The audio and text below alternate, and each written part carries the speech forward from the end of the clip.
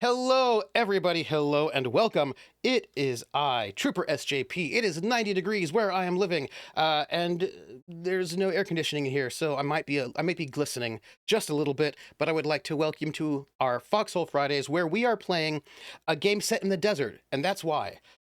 Because I figured I wanted to go method, like a good method. We are playing No. Advanced Dungeons and Dragons First Edition, which is a game that is well edited, has a great index, does not have any contradictions between the monster manual that was published in 1 year, the player's handbook, which is published a whole year later, or the Dungeon Master's Guide, which was published a year after that.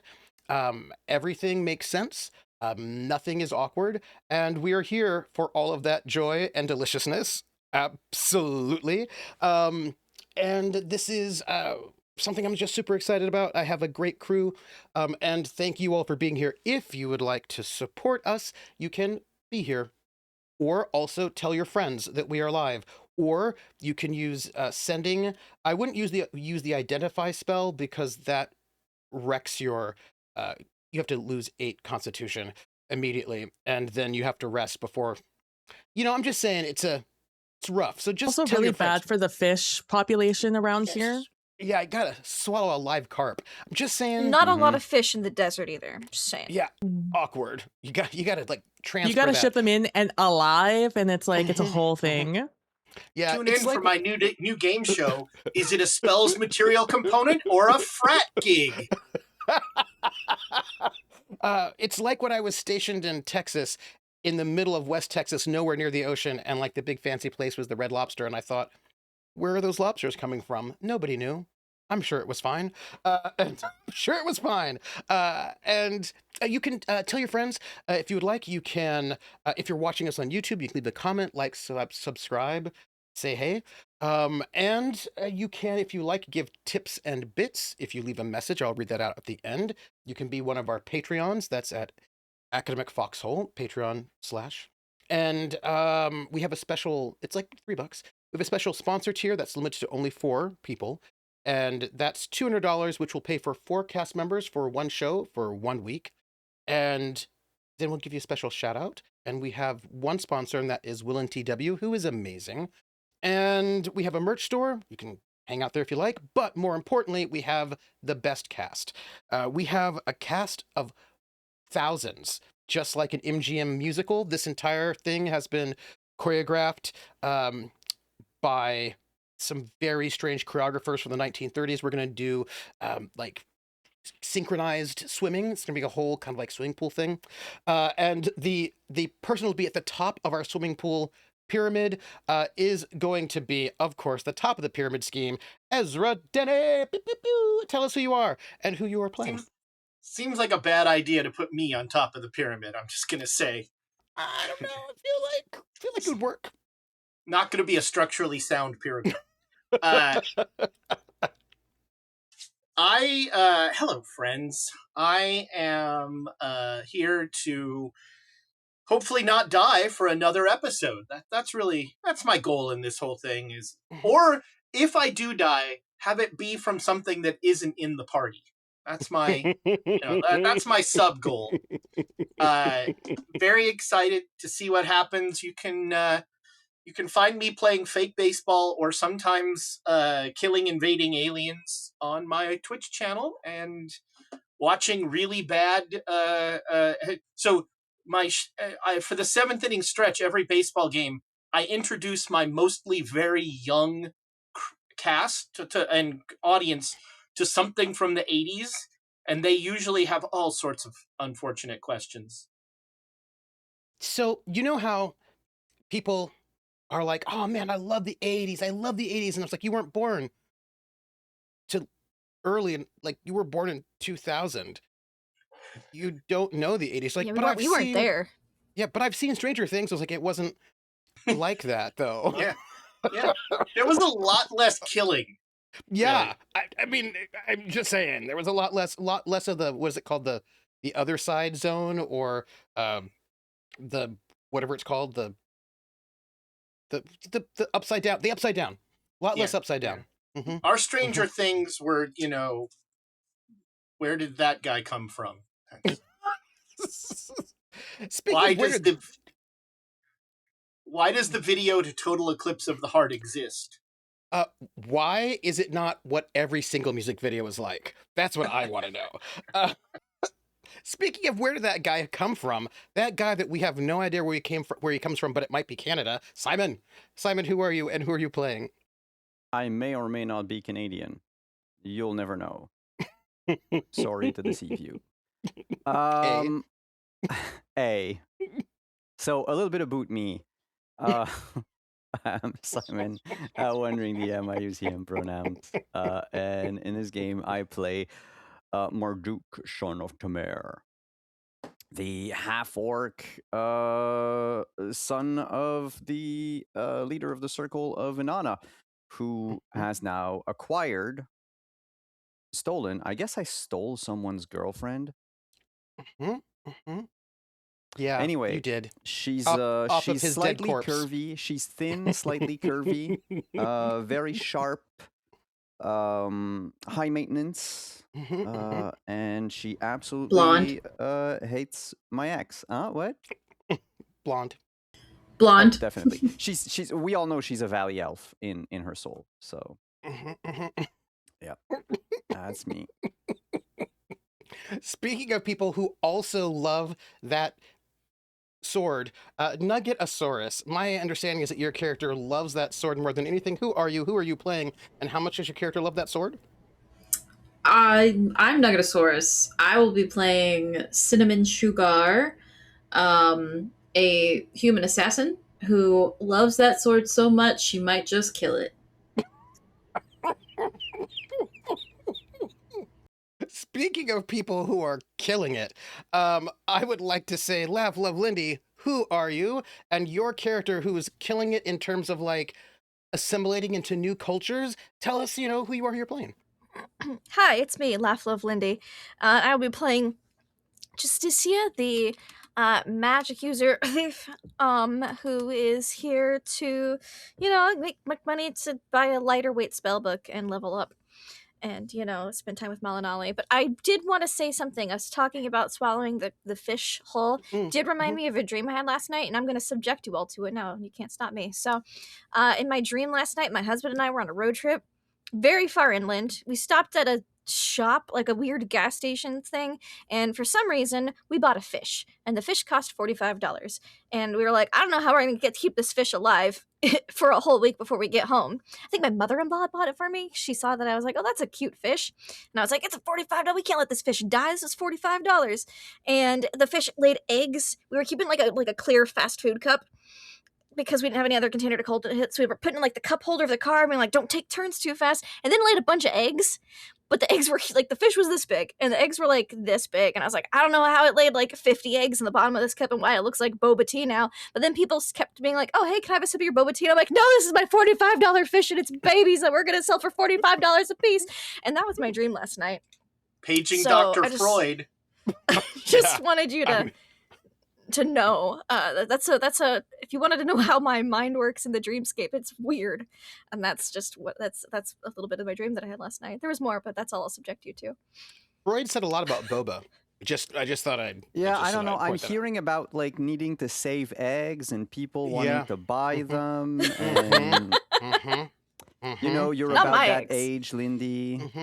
My fish that cost $45 is eggs. That the eggs were as big as the fish was just about, and I was like, not questioning it in my dream world because I was like, I don't know how that happened, but I'm not gonna question it.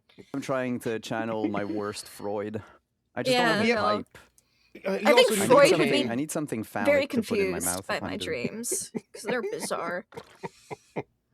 Speaking of the most bizarre and full of dreams, PBPlaysInside. Who are you and who are you playing? Hi, I am PB, and tonight I am playing Malinalli Zid, our shield-bearing fighter elf, who is an a reluctant diplomat in this desert today, when all she wanted to do was go on vacation and pick up her long distance girlfriend, and now here we are. Not on vacation. Everybody knows it that you're working. Not on purpose. And I am your GM for today with a whole lot of handouts. And because I know I don't, because if it were the old back in the day, I'd just have a GM screen with all those tables, but now it's just printouts. I don't know if it's probably sad that way, but I'm happy for us all to be here in this moment. And when last we left this group, we have a group of people who are off in a small outpost in the desert called Kursag, which is a string of outposts to protect the Summerlands from a very, very bad cursed desert. And also, there are a bunch of people from the neighboring kingdom who think it's a fun time to go and rob tombs in that raid tombs in that desert. And our protagonists have been given the task of being, sorry, I need my fingers for this, guides. Guides of these nobles to take them into the desert while they decide to go and loot tombs, but try to manage them some, keep them alive so we don't have international internet incidents, but don't let them, like, ruin too much stuff. Meanwhile, a curse might be expanding, and before people can go off into there was a small skeleton attack the other night, awkward. They have a lot to do, but here's the thing to ponder. It is known that anyone who goes into the desert who is not a worshiper of the old gods from the desert will be cursed. Terrible, terrible curses. And we have two people who are from the desert, so they don't have to worry about it. We have two people from the neighboring kingdom, Avonlea, who, that's fine. They can be cursed if they like. But they have decided to be part of this group, so they've been given a loaf of bread that they're supposed to keep with them when they go into the desert to keep them safe. A little nice flatbread.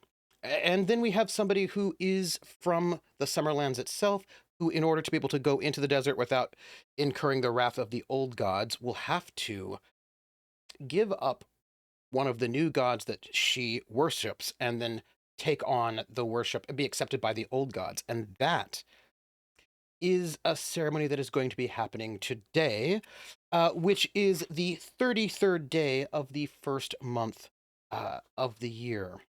And that is where we are at this moment.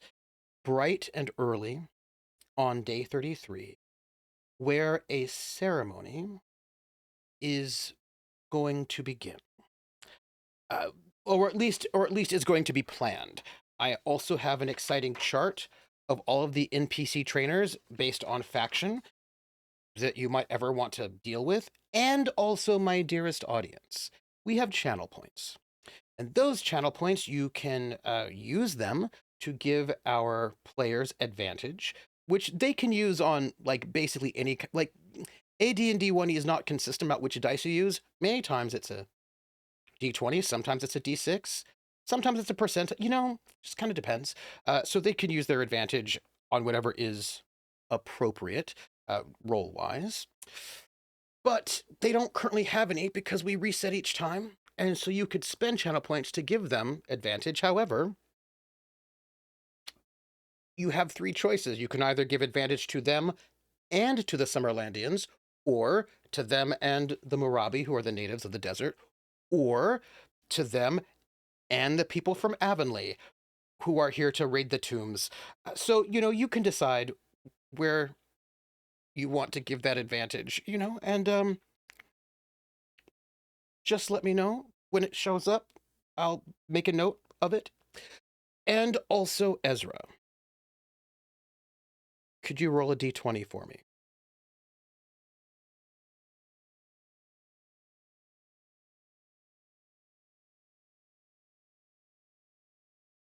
A 15? That's the second time in a row it's a 15. I'm going to just note that, because that might be interesting. Interesting. Cool. Cool. And so that said, our group cannot spend channel points. That's terrible. I will fix that in about 4 seconds. But before I fix that, I need to hand this over to my crew. Marduk, 4 seconds. you were. Well, I've got to intro it to you first, That's and then not I'll what you give it to you. said. You're Wow. right. I know. You are going to be the one who is going to lead this ceremony. The captain of this outpost, Captain Falana, the half-orc, offered you the opportunity to do this ceremony as a form of trying to respect you and the Marabi culture, so that they have their own cleric who is not a cleric of the old gods, who, has been doing this before your arrival as best as one can, but yeah, they thought it would be better to have an actual worshiper of the old gods do this ceremony. And I would like to know, when in the day will this ceremony take place on the 33rd, and how do you begin this process? They're willing to let you take the lead on this because you are, after all, actually a cleric of the old gods, so they figured you'd be the person to, let you do this. Good question. I will ask you one thing then. Hmm. Back in my circle, Yes. how would the equivalent of a baptism would be like? One. Like a coming of age ceremony. Like, does it include,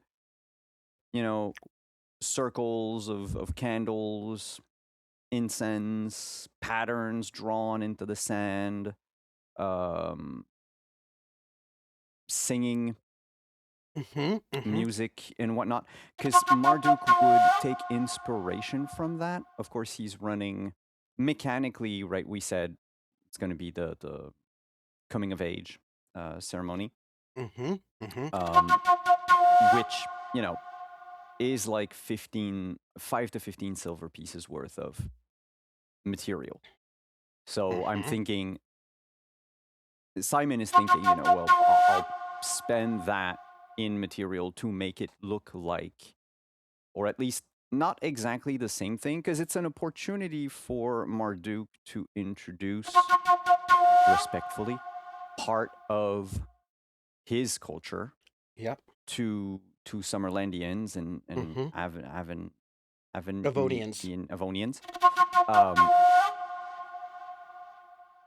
But at the same time, I don't want to give the inner secrets, right?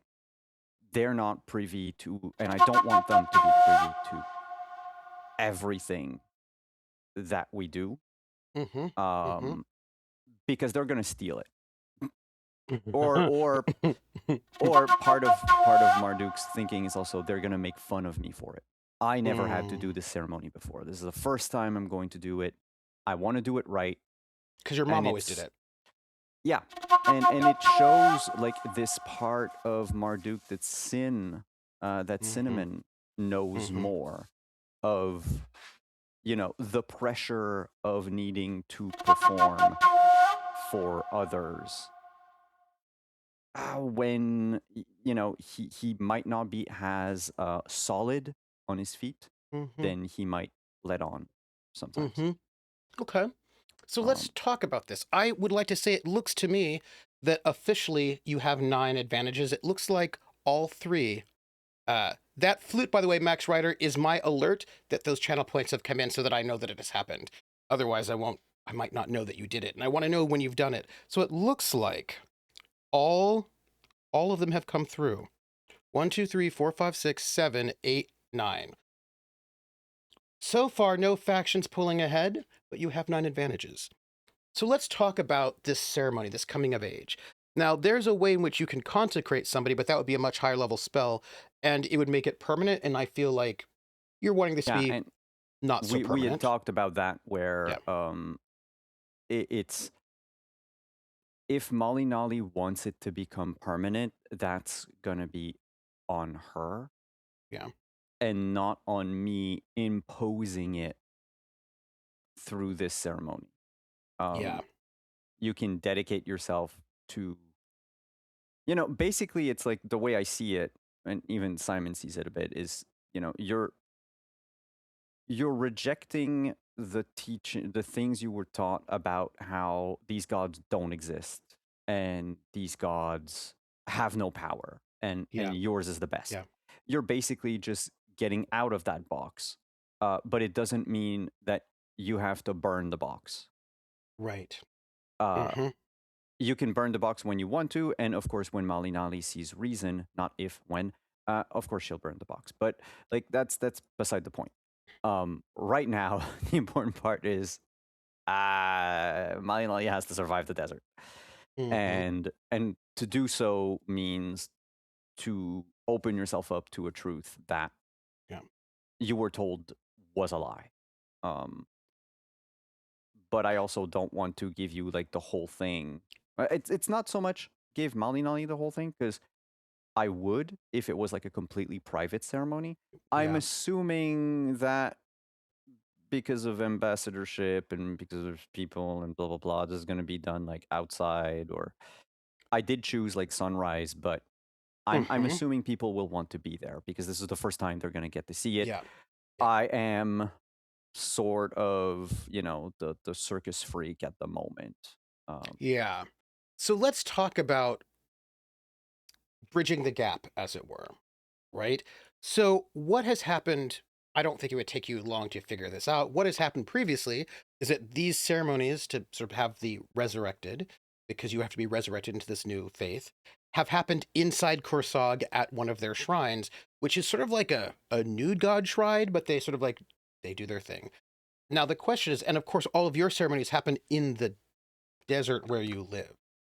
Yes. So I think one of the questions would be, how would you like to bridge this gap of a ceremony we would that's do happening it outside the city. It would be maybe, I don't want it to be too far because I don't want it to be dangerous. Yeah. But I'm assuming if we walk like an hour out, we're into the desert. We're you know, we're like what, 3 miles out of the city at that point. Yeah. We can probably still see it in the distance because flatland. Yeah. But we're far enough out that we're out of its like zone of influence. Yeah. Yeah. Yes. Right. You want to sort of get the influence. You want to be sort of connected to Mu, right? The first kingdom. So let's talk about the ceremony a little bit. Let's talk about and this. It's not like we have a river to dunk people in anymore because someone built No. a dam. But you don't know about the dam. You just know that for some reason the river immediately and suddenly, it's part of the curse, I imagine, like the big destruction that happened. Yeah, it just stopped. All of a sudden, it just stopped. Yeah. Because you don't know about the large dam that somebody built to redirect the river away from your whole place to the rest of the kingdom, which I'm sure when you find out about it, if that ever happens, it'll be super cool and you'll feel great about it and there won't be any tensions or problems. So I think let's talk about this. I could imagine that the ceremony takes place at a high spot. I can imagine wanting to be like, you would want to be somewhere kind of high before the sun rises. Right? I can imagine that being, because this is a civilization that has pyramids and ziggurats and all of that. So I imagine being high up would be part of this ceremony. You'd want to do these things, you know, at a as high of a point you can be at, I would imagine. Actually, the way I think, and I'm spitballing here, right? Do it, but spitball. I'm ready. I think I would want the ceremony not on highland, specifically because I want the ceremony to start at the very break of dawn, first ray. Yeah. And by the time the ceremony ends, the full sun is right above the horizon. To sort of symbolize, you know, your Malinalli's rise out of darkness, out of lies into the truth. Yeah. And to have the light of Inanna, even though Inanna is not the goddess of the sun or anything, but like it's the only divine light there is around, right? So that'll do. And the first thing Inanna would see or the sun would see rising would be this new follower. Okay, so here's the thing, though. We have to remember the sun does not rise and set. It opens and closes, right? Because the sun remains basically right at the top of the horizon at all times because you are inside the body of a goddess and the sun is her heart. And what the sun does is because it beats, right? So that when it's a very slow beat, it takes about 24 hours for the Yeah, but full I mean, beat, it's the right? same thing, right? It's going to open. Yeah. So I So, want like, it to. Yeah. So like I it'll wanna- be dark and then it'll slowly start to expand, and that is like the sun. Yeah, and I Opening. mean, Yeah. out of game, the symbolism remains. Yeah, She opens exactly. her heart to the Yeah. new, Exactly. the newcomer, the new Mm-hmm. initiate. Yeah. Yeah. Well, not really Just initiate, the new just member, I guess. Because yeah. Just like a reminder that the sun kind of just stays in one spot. It moves slightly a little bit over well, seasons, thankfully, it's not always noon, because but that would no. suck. Yeah. But it's like, conceptually almost always new. It's just that the But sun winks in and fuck, I out. need to change something about Marduk then. Oh. He only has It's one ear? something I sent Nugget when we were, Oh. plotting in the background. Nice. But I guess what does dawn look like then? So it's dark, and coals, right? Like imagine it being like a coal that's dark, and then it sort of starts warming up from the inside, right? And then so slowly, like I wouldn't say it's like an eye that opens and closes, because imagine there's like a So it's like light that radiates from inside something, and then and like a coal, it starts dark, and then it goes Yeah. like orange, and then closer to yellow, closer to white. right, and that's like your high noon is it, and it's like fully white, and then the heart sort of then contracts back in. It's even like lungs maybe. Okay, then well, for Cinnamon, just the quick fix is his favorite time is orange. Then Mm-hmm. Yeah, because you can think about that. Like it changes, like it goes through like a range of colors as it gets like as the heart expands and then contracts back in again. And so at its most expanded part, it's like white and quite bright because the heart itself is now quite large, so it gets very hot, and then it contracts back into closed, back to darkness. And I take it every time there's like an eclipse or something similar, it's because this goddess is having like heart problems because she's getting old. We hope that doesn't happen. That would be terrible. But we have to clear all the trash from the riverways so that it doesn't clog our arteries, because that's a problem. Because don't pollute. That's all I want to say. Wait, if we live inside of it's inside of a goddess. Inside I of a want to see the planet. boob. Like every person that makes a fantasy map, always draws a dick somewhere. So I want to know, for your world, where are the boob mountains? I was gonna say we Well- got some boob mountains, I'm sure.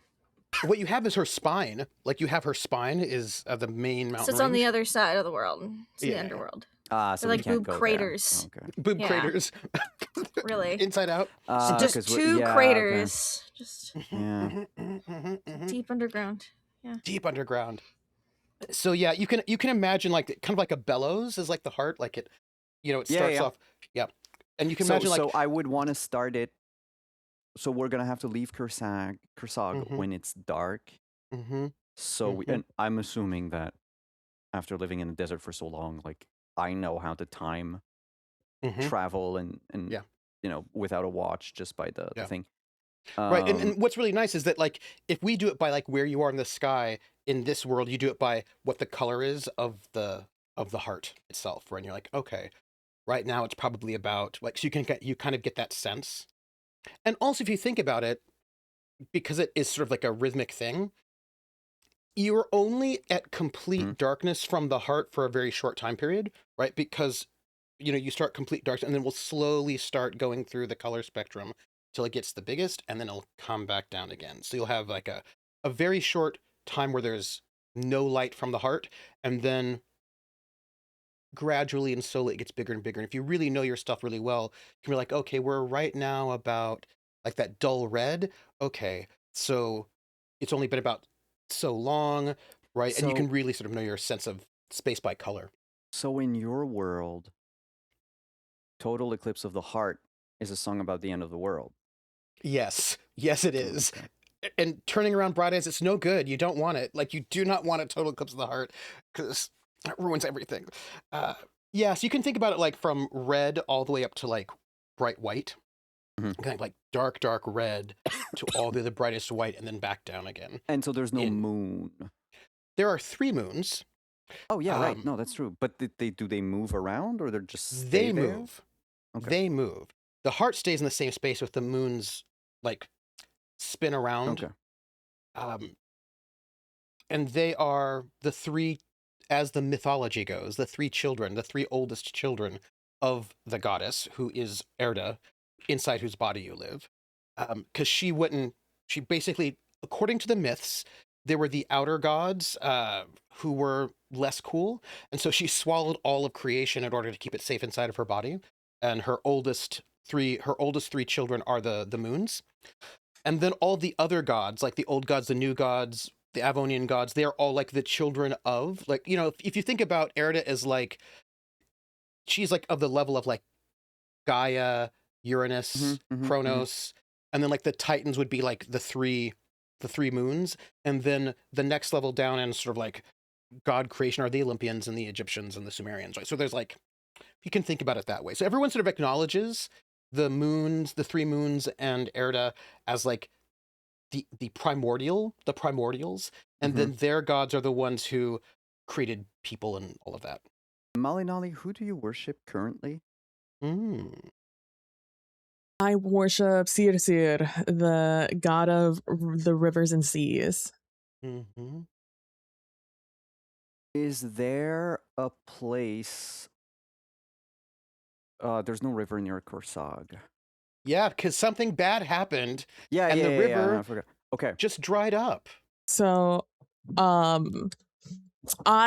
am down with all of this, because I was also gonna, ask Marduk to like walk out of the city and closer towards the dried river. Although I know it's very far away, but like just in the direction of. By the way, the And entire group is invited for this ceremony because you're all going to be in a team of guides together. So I would want to like separate away from the group and anyone who had come with us, because I also understand it's going to be a spectacle. But I'm also giving up my god, so like I think they can give me a little bit of a break here. So I walk a little ways away with Marduk. And what she's gonna have is a jar that was obviously more full before, but now it's been reduced down to only a little bit left in there. And what's in that clear jar is a little bit of what's gonna look like mud to you, because it's now occurring to me that you've probably never seen a river before.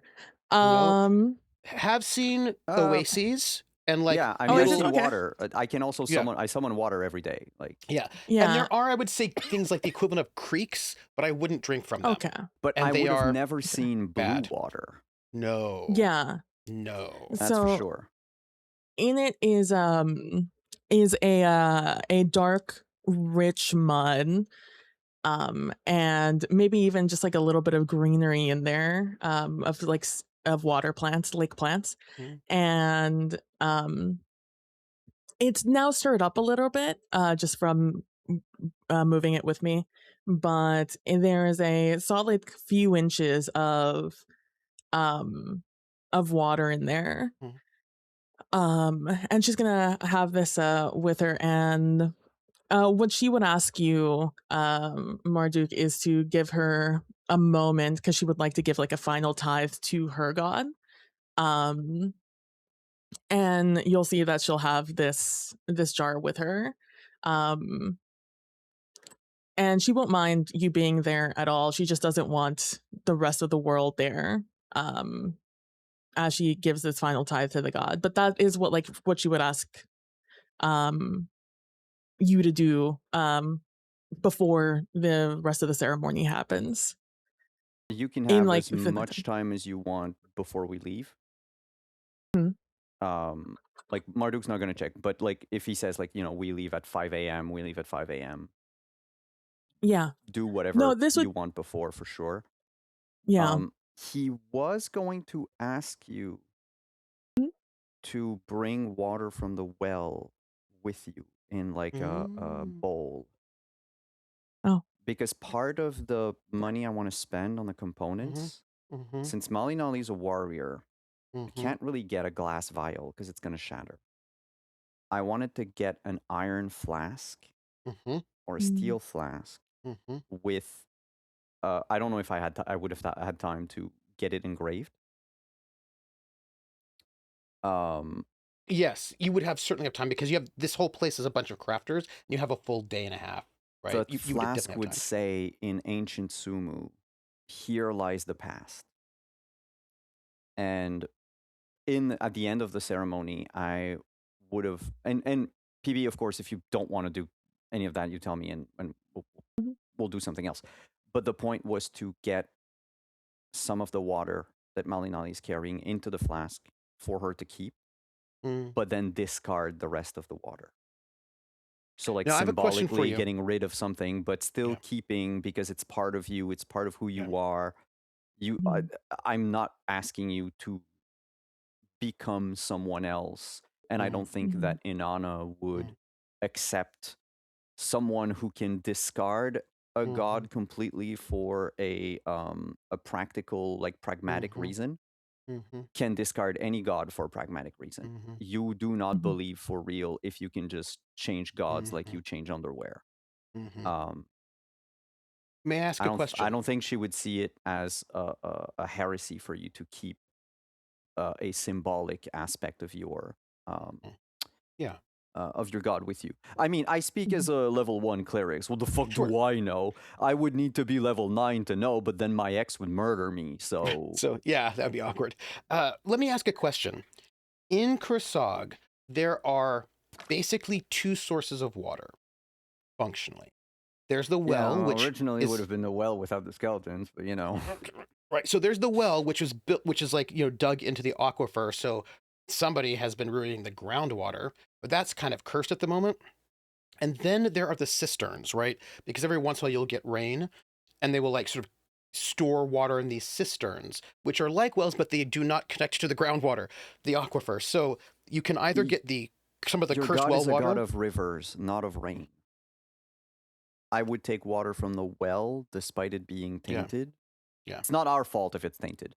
But it's the closest thing to a river that we have. Yeah. Because it Mhm. runs under the ground. Yeah. And it is sort of rooted into the earth in that way.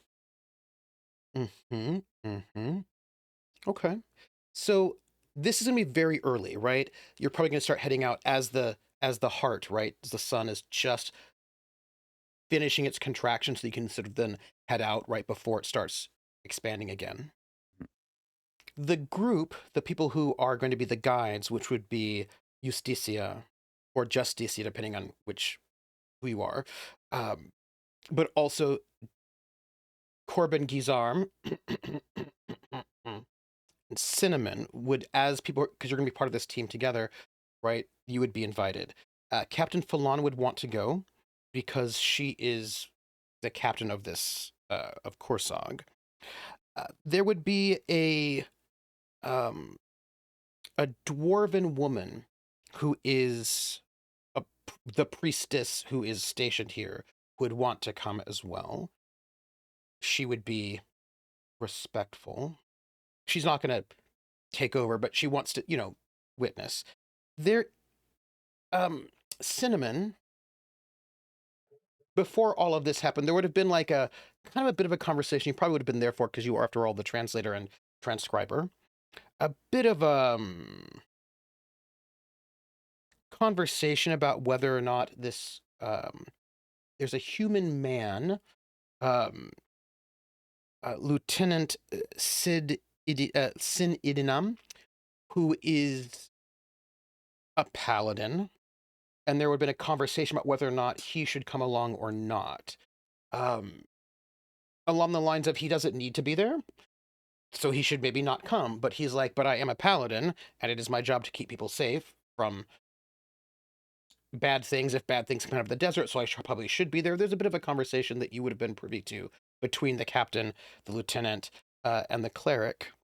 And no, the Korsag cleric, the dwarven woman. So basically, before, because Synnomin is hanging out in the headquarters right before all this starts, and there's a little bit of a conversation amongst the leadership of Korsag about who's going to go off into the desert for this ceremony. And the rest of you would not be privy to this, but Synnomin would be hearing this because Synnomin's the transcriber and sort of like the chronicler. And the general vibe here is that Captain Falana does not want a bunch of guards coming in because this is supposed to be kind of like a private ceremony, and so we can't have a whole bunch of people. The lieutenant thinks that's unwise, thinks that there should be lots of guards there, especially after the big skeleton fight. The captain's like, we cannot do that. And captain's like, I will be there, so it'll be fine. And the cleric will be there, so it'll be fine. And so then lieutenant's like, well, then I have to be there if you're not going to bring guards. And then she's like, you don't need to be there. And he's like, I do need to. So there's a little bit of a, conversation.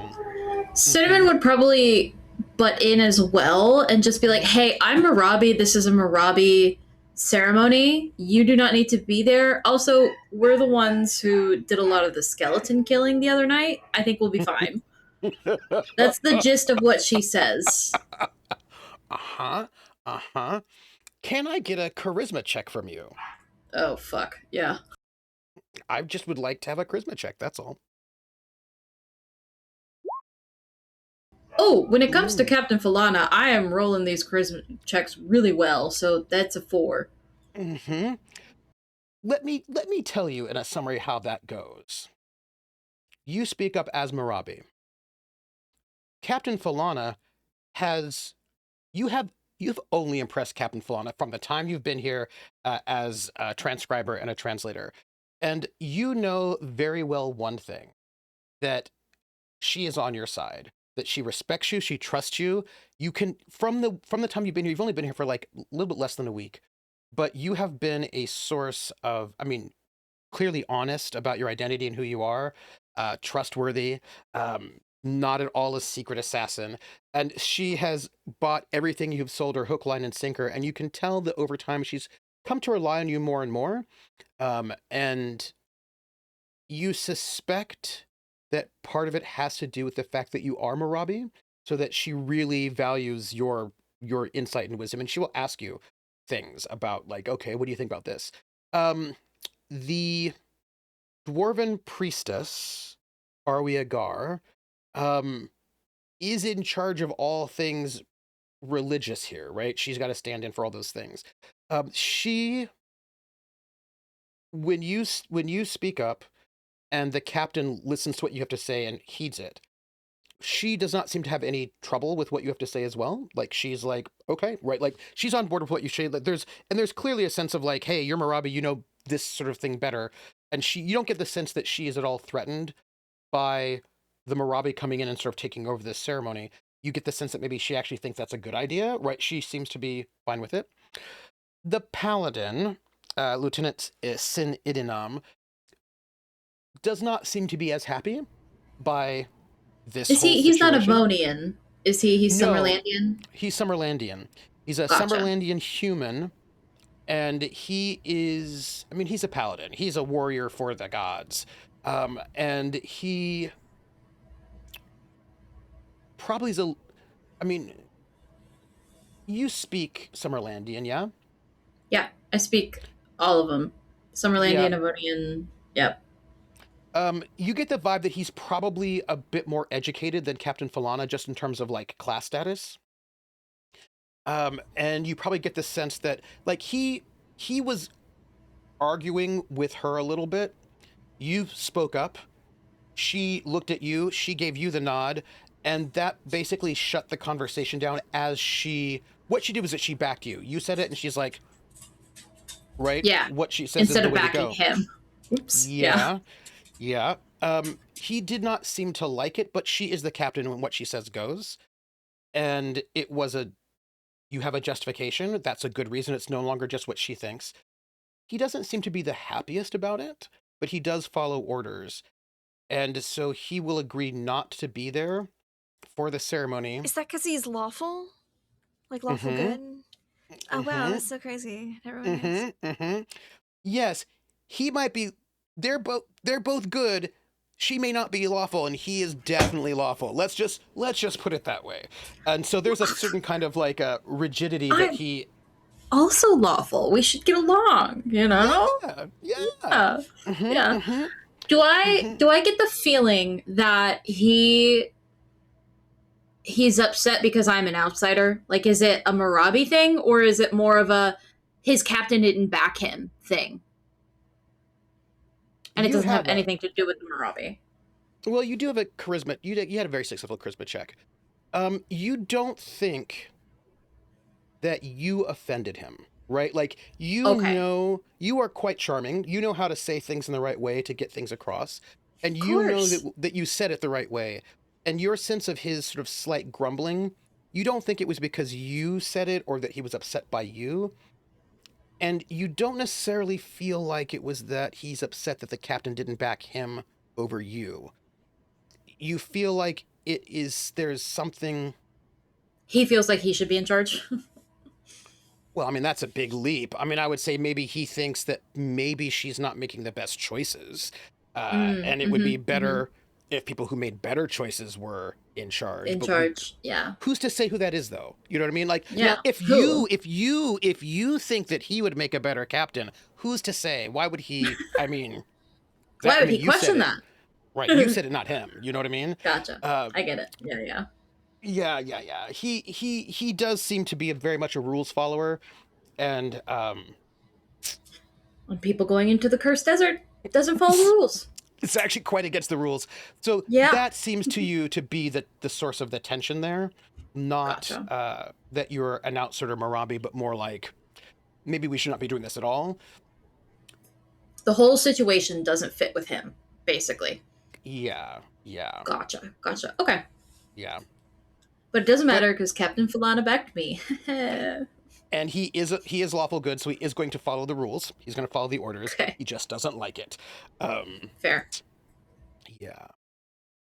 So that means that your group going into the desert will be just you 5, Captain Falana, your half-orc captain, and then this dwarven woman, this priestess, who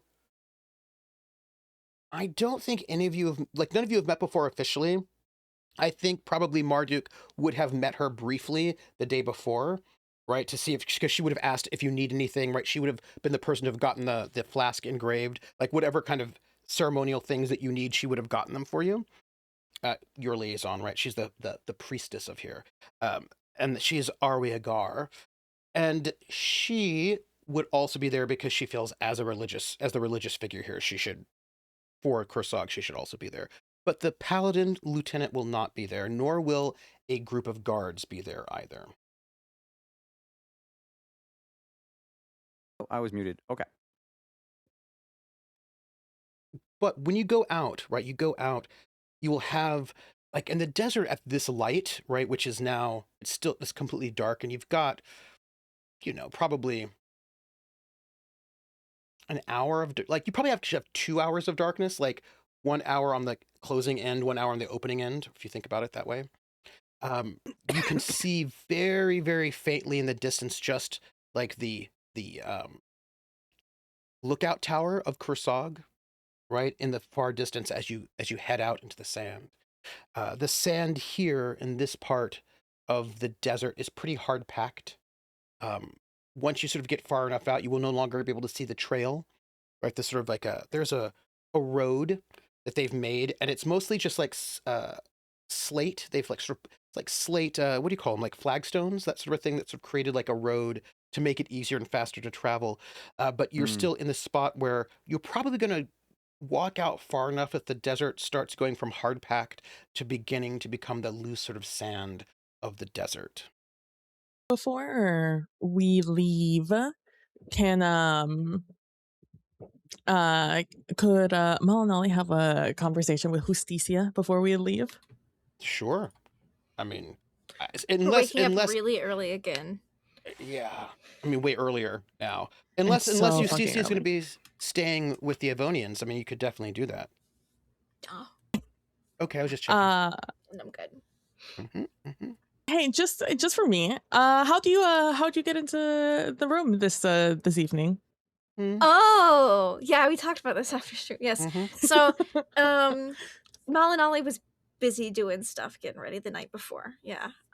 And would get into the room and Justicia wouldn't be there, but then coming in through the window using the climb skill, you know, that, which I should probably roll to make sure that works. Why Please don't fall. why are you just climbing in, not going in through the front door? Because I have a pickup line to deliver. Oh, nice. Yeah, I got it. So the 46% out of 85. Justicia would come in kind of dressed more thief-like. Like it's the same clothes, but like there's a hood that you didn't know before, like a little like half face covering. It looks almost a little deserty, you know, because thief clothes and desert clothes have a weird overlap in making sure you have lots of things covered for perception purposes in sand. It would come in, hood off, thing down, be like, "Well, good evening. I believe I'm here to steal your heart." And I got like an empty sack. And I open it up.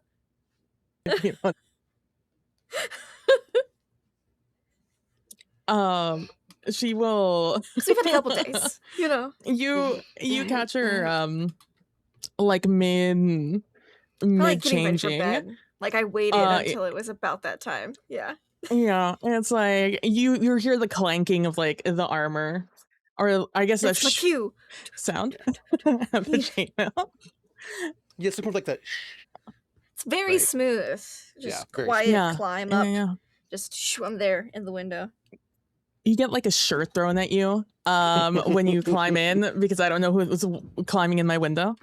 I'm like, wait, Justicia, what are you coming through the window? I said I'm here to steal your heart. And I held it, like, open up the bag, put your t-shirt in it. Well, that seems like my shirt.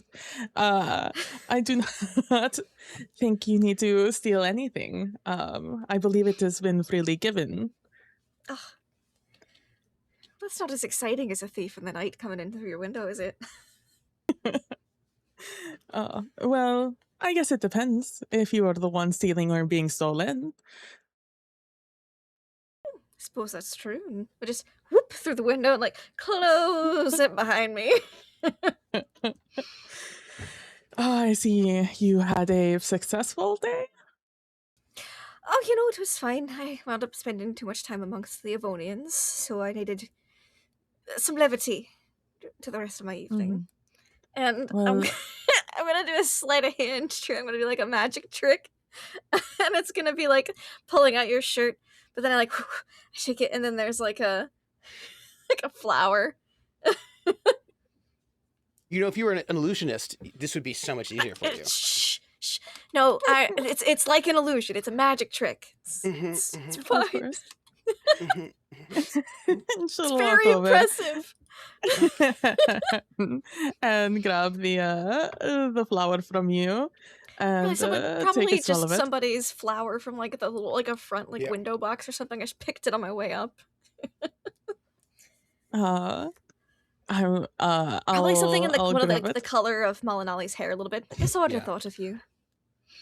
Oh, I will treasure it forever, and I will like and place it down on the bed for a moment as she like wraps you in a big hug, and it's like, I have missed you all day.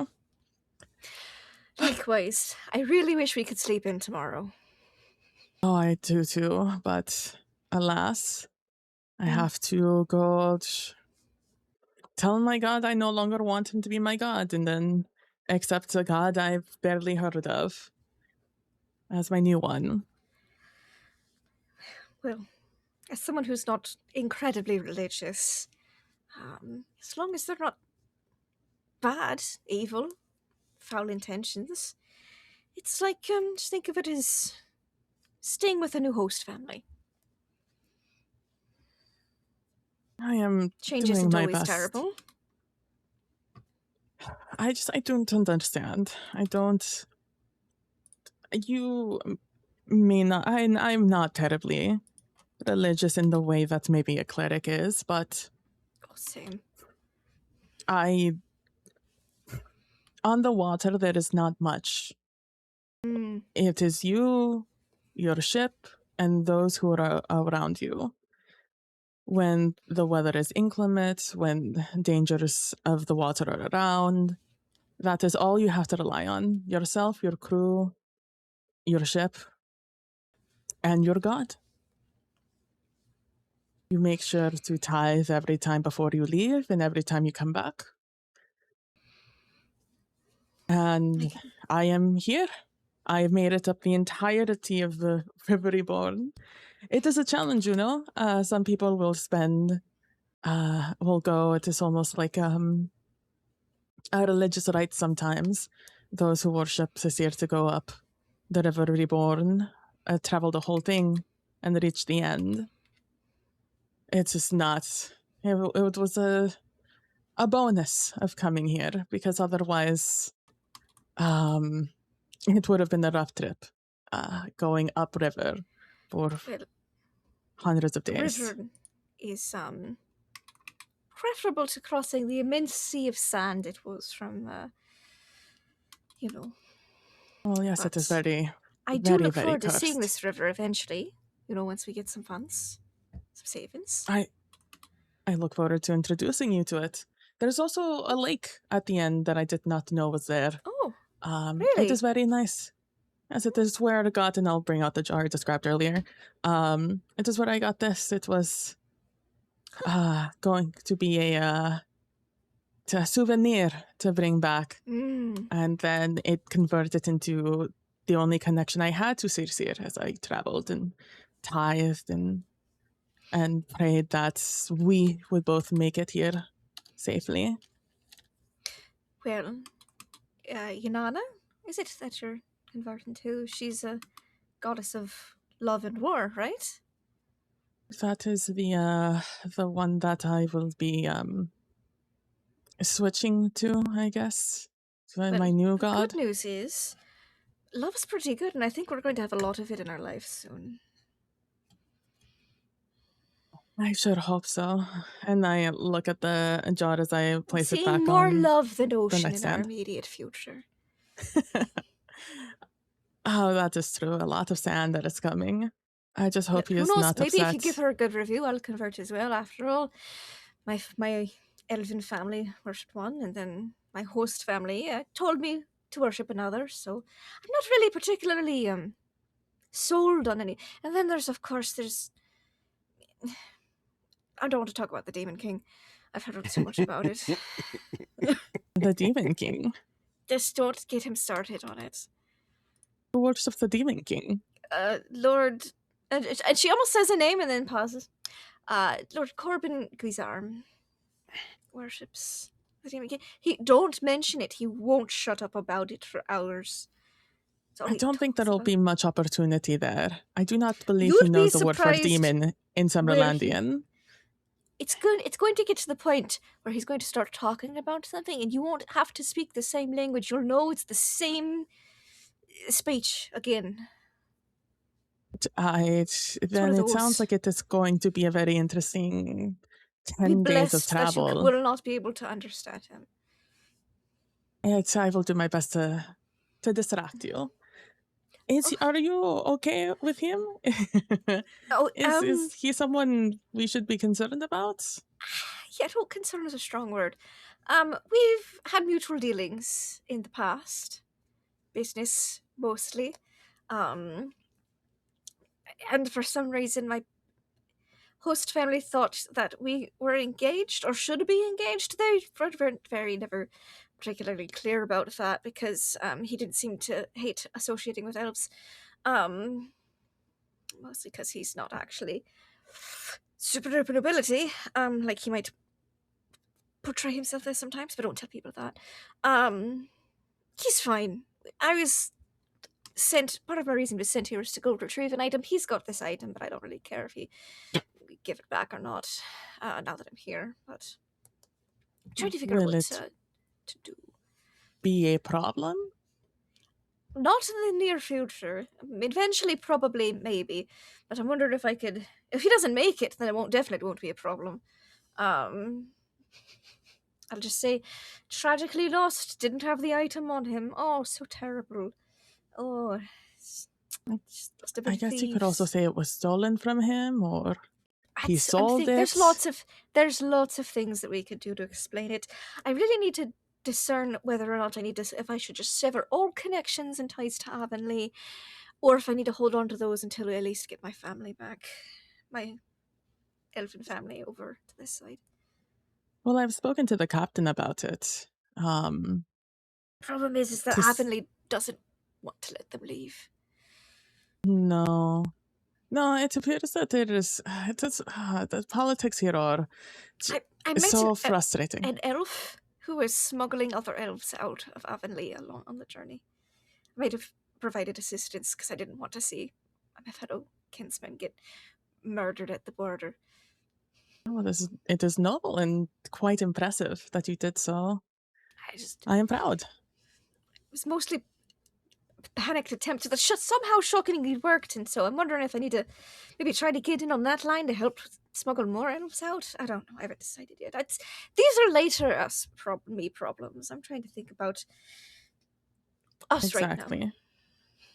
Exactly, because I will not be having anybody believing that you are engaged to some Avonian cleric who believes in the Demon King. The Demon King, that is what he calls him, yeah. It is the only rumors that there should be is that you are engaged to me, no one else. I don't hate that rumor. Maybe we should spread that a little bit. Well, we'll see what happens when we return from this pyramid. We do have to survive this pyramid first, that is correct. It's like, we will make it back. It is just a matter of who else comes back. That is true. There's still so many Summerlandian things you have to show me. Yes, the actual rest of the Summerlands instead of this. I mean, no offense to those who live in this desert, but this is awful. Based on what I've researched a bit, and that there used to be such a thriving civilization here, it sounds like it didn't always used to be a desert. No, there is a reason that it's called the Cursed Desert. And it is because the First Kingdom did something that we no longer know what it was, unfortunately. But the First Kingdom did something and the gods were upset and cursed this land. And then we moved a little bit to the west and then started the Second Kingdom. Then that kind of failed. And then we moved a little bit more west and then another kingdom, the Third Kingdom. Then something happened there. And then we moved a little bit more west. Domino effect. Especially with what happened in the well the other day. Like maybe there's more. Maybe it's not all gods that's causing this curse, is what I'm going to be saying, based on that spell we found in the well. I mean, millennia this has been occurring. The First Kingdom was beyond history. I'm not saying the gods had no hand in it, but people, especially long-lived types or generational grudges, are a thing. Hell of a grudge. Live a very long time. Well, undead don't live, do they? But like liches, they're very long existenced. And it would have to take someone above that caliber if they were to cast that kinds of magics, necromancy. Well, if it is some sort of non-god issue, then. Or like a combination, like if the gods were like, bah, and then some people took the advantage of that time to keep expanding it. I'm not from here, I'm just throwing around theories based on my own personal experiences and reading the histories of Avonlea. Admittedly, I've not thought much of the Cursed Desert before this trip. We learned a little bit about it. No, it is more like It seems easy to ignore when you're not here. It is so far. I cannot describe to you how far this place is from the rest of the Summerlands. So far away that it'd be really easy to hide an evil, plotting, secret cult. Yeah, maybe it is something to bring up with the Marabi. You know, They we seem have to plenty have of time their to own chat history. with them. You know, that would be interesting to learn. I'd like to ask some questions about it. Well, you are a bit From of a scholastic history nerd. viewpoint. Yeah, I am a bit of a nerd. That's true. But tonight, you have come to There's other things steal I'd like my to heart. study. You have come to steal my heart. I have. And I'm the helpless maiden in this case. And I will pull you across into the bed. Let's see. Wait, the block. Well, Demonstrate heart, some feats of sleight of hand. heart contracts. By the way, for everybody's knowledge, Enki is the god of underground water sources, as one of the 4 primary gods of the old gods. In the new gods, they would play Ea. Sort of, we're looking like Poseidon, Neptune, Enki, right? So if you wanted to go for a god of water, Enki would be the one from the Sumerian side. And does it not matter which god I take during the ceremony? No, because we are in a polytheistic religion, which means, although you may dedicate yourself to one, a priest of the pantheon can dedicate you to any of them. The priest may have one that they themselves are more dedicated to, but you know, in a polytheistic religion, you don't want to tick off Poseidon, whether or not that is the one you like the best. Actually, just don't tick off any of them, really. You know what I'm saying? Yeah. So Marduk could bring you in on any of them, really. Okay. So long as they take me. Gotcha. So long as they take you. So I do believe that we have an early morning ceremony to get to. Marduk. Indeed. I have memorized my spells to make sure that I have everything. I will have gotten the flask the day prior. And that would have been from the priestess Arya Gar, and she would have, right, of course. And how much would it have cost me? The cost that you have for now remember, you do have the credit, right? You have 200 gold pieces in credit that you can take that off that credit if you wish. Oh yeah, because it's 200 each. Okay, I didn't want to. Well, it's 200 each, but you can only spend it with the Summerlandians. Yeah, but it's 15 silvers. Like unless the flask itself is more, I'm willing to pay the full price of a flask. And remember, this is AD&D 1E, so 20 silver equals 1 gold piece, not 10. Yeah, so that's why I don't want to start breaking down credit for not even 1. But let me just check real quick. That would be under like provisions, I guess. For a flask? Yeah. Yeah, I think it's under general. Under general? Let's see. There's no general. Provisions? Miscellaneous. That's what I was looking for. It's like, what is it? Yeah. B, C, D, F. Flail. I'm not buying a flail. Okay, a leather flask is 3 copper. That's what I'm saying to you. Look, I'll pay the same price as a lantern. Okay. I'll just go with like price of a lantern, 7 gold. I'll take it out of the credit. Bada bing, bada boom. Done. Half that. What do you mean half that? Half the cost. Like a lantern's very expensive. I don't think you need a lantern cost for it. It's like a gold piece. Oh, okay. For an iron flask, absolutely. I'll do like 3 gold. Yeah. All right. So I got that, and unless of course you want it to be like very, very nice. Like if you want it like highly engraved, then you can like up the cost for it. Nah, it's something that we're doing. Like, yes, maybe if we had like weeks to prep. Yeah. But we're gonna have to do with more practical things. We both just got here and we were both immediately put to work, so yeah, that's it. I get it. PB, did you want to bring the water in the well water in the same container that you currently have your like muddy water in? No, I'll bring it in the separate. A different one. Okay. So yeah, I'll have like a different one. terracotta bowl, ready to get water from the well. I'll assist I'll witness your part, your private ceremony, Malinalli, more because I don't want other people to show up. I'm not even going to look in your direction while you do it. This is I your show up with private time. Malinalli, but I'll stand outside of the For We'll sure. hold hands as we Why walk. are you here? Oh, never mind. And I'm not sure I'm even By told she. about this. I'm probably just, sleeping in the tower. Oh, but you would I think be it was fetched. Justicia's point to not tell you about that part in the beginning. Yeah. Now, this private part, does this happen out in the desert or inside Korsag?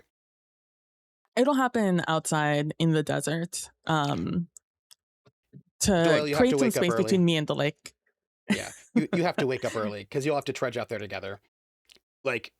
So imagine you'll be trudging out together, and then I'm missing breakfast for this. Yes, you are. I mean, it's so early, we might be able to get back in time for breakfast, honestly. This is like pre-daybreak. Yeah. Always We'll glass be half back in full time with for you, brunch. isn't it?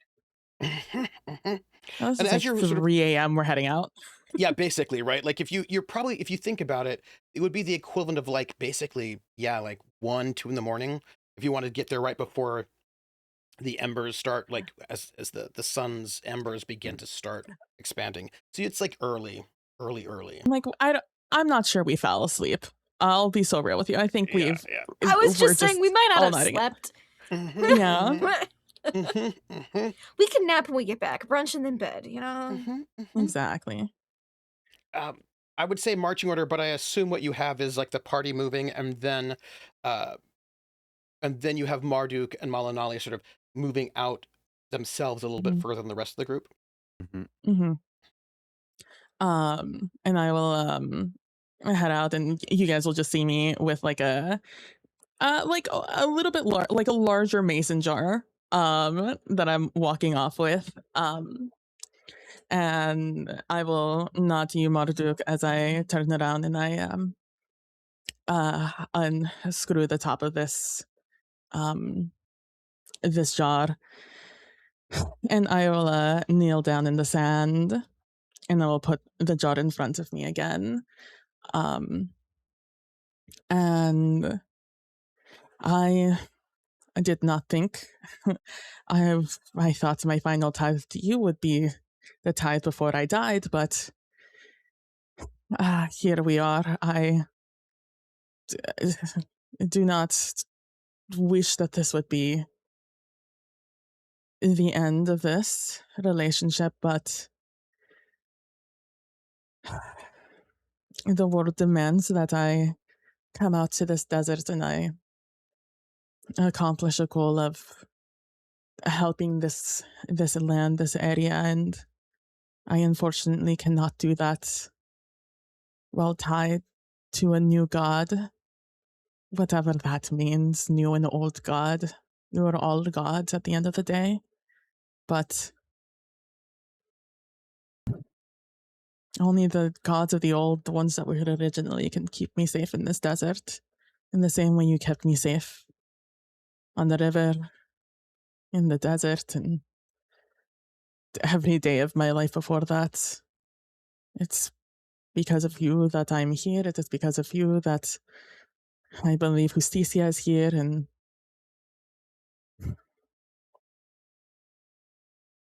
I am sorry we part like this.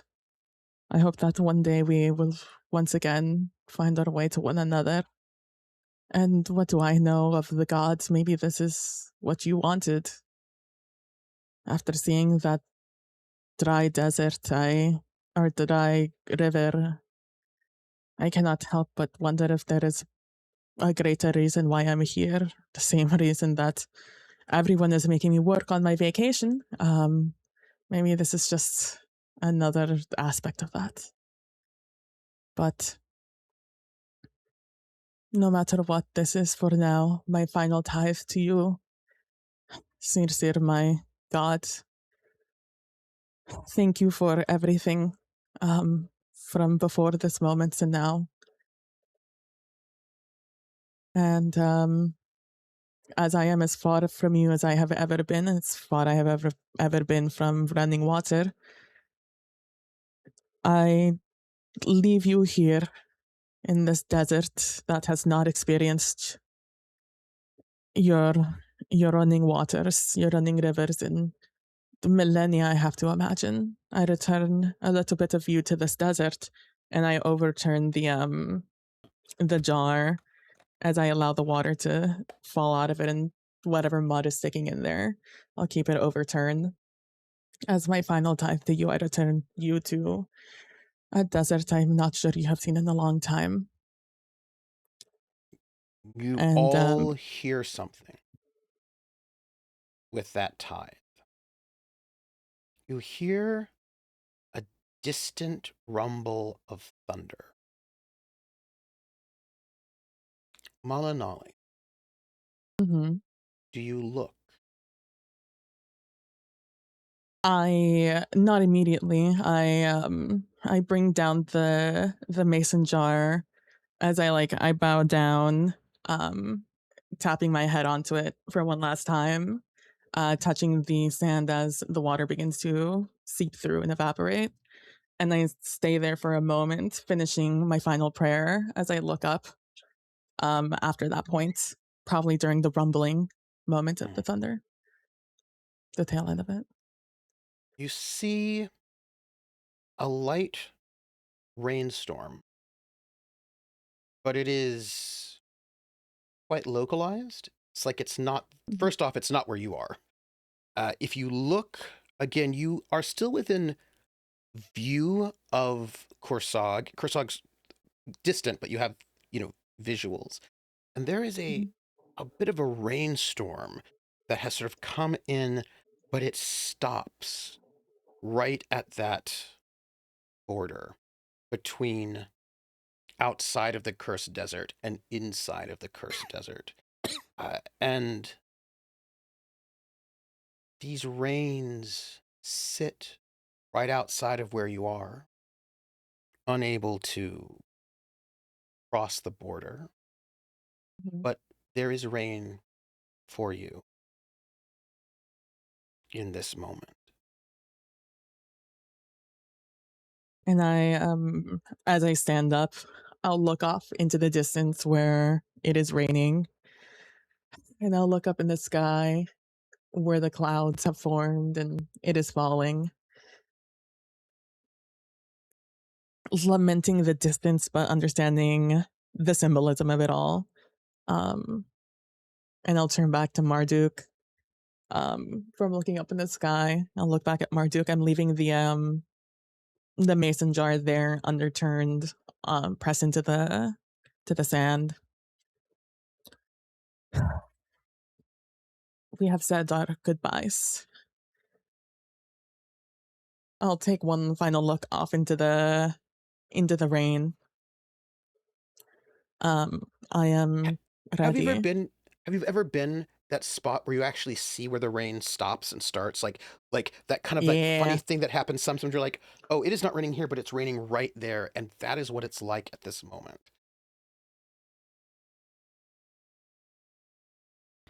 And for any of you who might be Murabi, I was going to ask, I'm assuming this is not something I've ever seen before. No. Korsag has cisterns to collect rainwater. You don't collect the rain that happens in the cursed desert. You tend to try to find shelter from it when it happens, which isn't that often. This is not what you've seen before. Mm-hmm.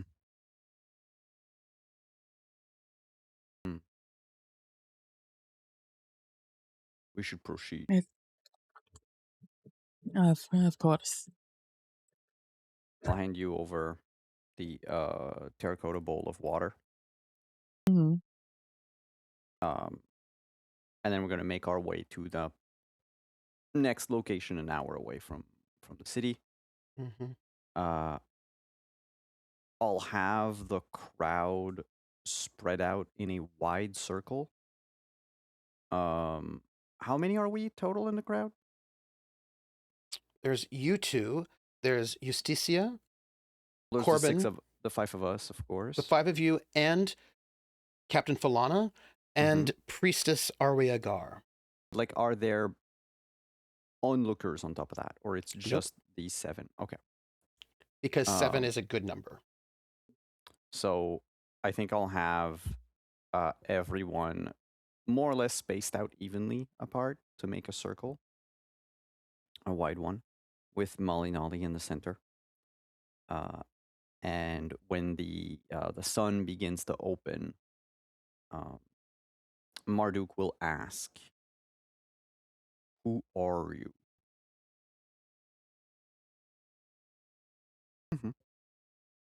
I am Malinalli Zid of the Summerlands. Malinalli Zid of the Summerlands. You stand now on the outskirts of the great desert. This land, blessed by the gods, demand one who wishes to traverse it, who wishes to remain in it, to turn their heart and their soul and listen to the song of the desert gods.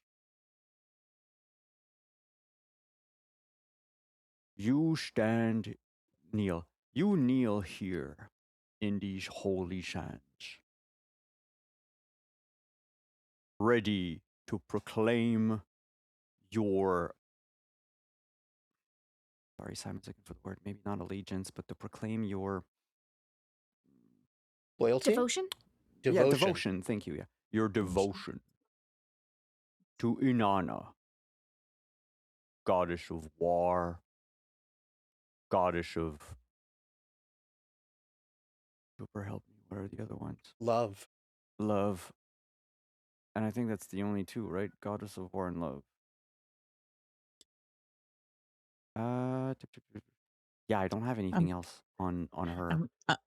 I'm gonna whisper to you, like, actually, I've chosen Enki, the underground water god. Oh. I just think it. Yeah, I think it matches. It's just best.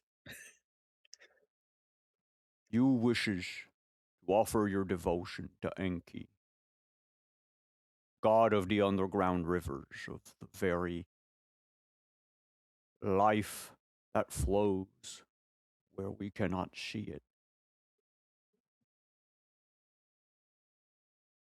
You will leave behind the gods that you used to know, the gods that have no purview in these burning dunes.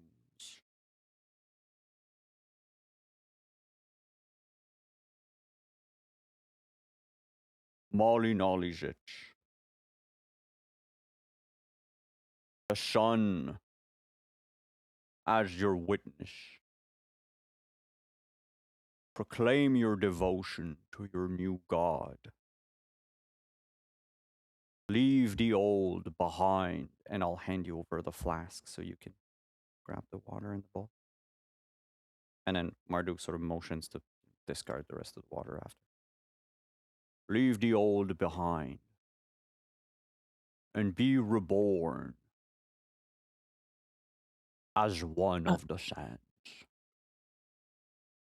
I will grab the bowl from you. Hi, Malinalli Zid. With a heart broken, ready to be stitched back. Devote myself to a new god, the god Enki, of that runs the water underneath these flowing sands. I devote myself to be a devout follower, to tithe to them, to spread and live by their teachings as I live and stand and breathe in these sands.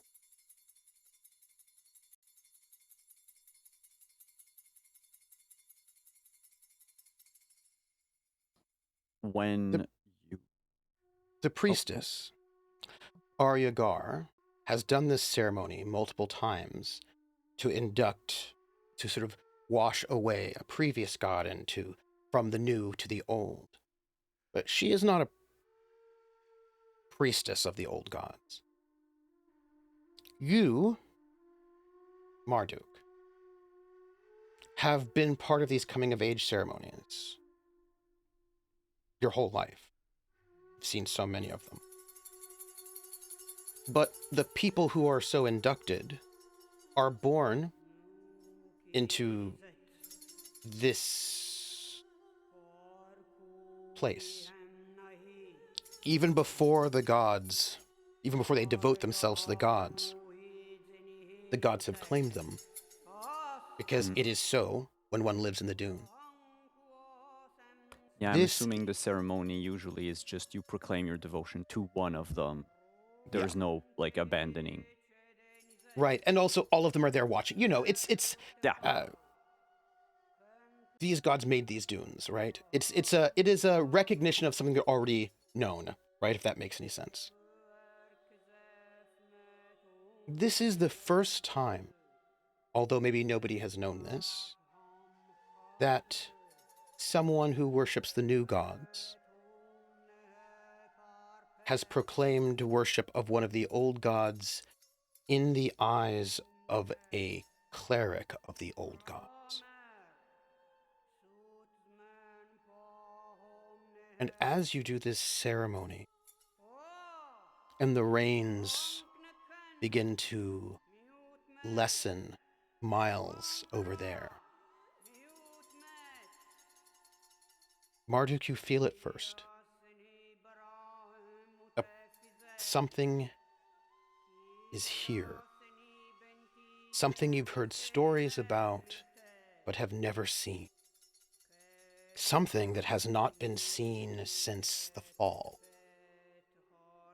Something that is believed to be real, but maybe from a different time. In the sky above you, you see a cloud, brilliant and radiant, bright. This cloud, it is known and it is said, is the chariot of the gods. All of the old gods, which you just know as the gods, travel in chariots made of a cloud. They step upon them and they fly through the sky. At least that is what was said happened when they still flew. And above you in this moment, one of these sky chariots, these clouds, hangs over this ceremony. It's above you, so you cannot see if there's anyone on it. But it hangs above you both, above the circle. It is much lower than other clouds. It is different. And it doesn't actually have... Most of the clouds you see in the desert have a kind of a reddish hue to them, as if they're ill. But this is brilliant. It shines with this brilliant color that sort of like that kind of yellow-white hanging over, watching the ceremony.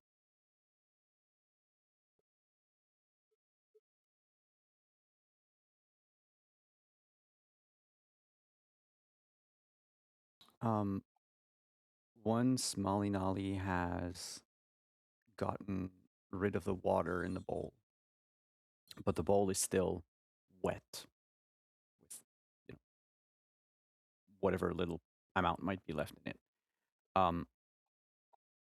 Marduk will rummage in his pouch and grab a handful of tea leaves, dried tea leaves.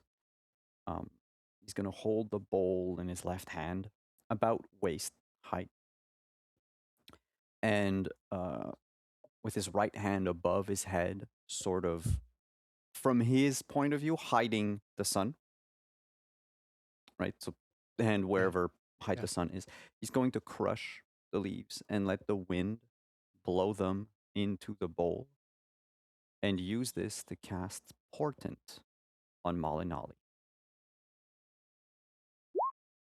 So, this has a very long... It's also a one-turn casting time, so it's like a ceremony of like 10 minutes. So Malinalli. The trooper is going to have to roll a d12. Basically, I am giving you a bonus to one of your future rolls. You just don't know which one, and you don't know what the bonus is going to be. Gotcha. 2 die rolls. 2 die rolls. So the first one is a d12 to determine when it's going to happen. So is it your next, the 6th roll you're going to make, the 12th roll you're going to make? And this, from what I could see from the description, it's permanent in the sense that it's going to happen at some point. If it doesn't happen in this session, it's going to happen some other time. What's now my I'm second die? hoping that the second die, which is a d6, the roll, if it's a 1, a 2, or a 3, that's a negative. If it's a 4, 5, 6, it's a positive. Trooper, because of this ceremony and all that, and because we have advantage, I will burn as many advantages as I can, as the players will let me, until you roll a 4 or above. Okay. You do not have to burn any advantages.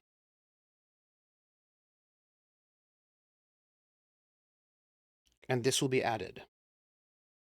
This will be added to...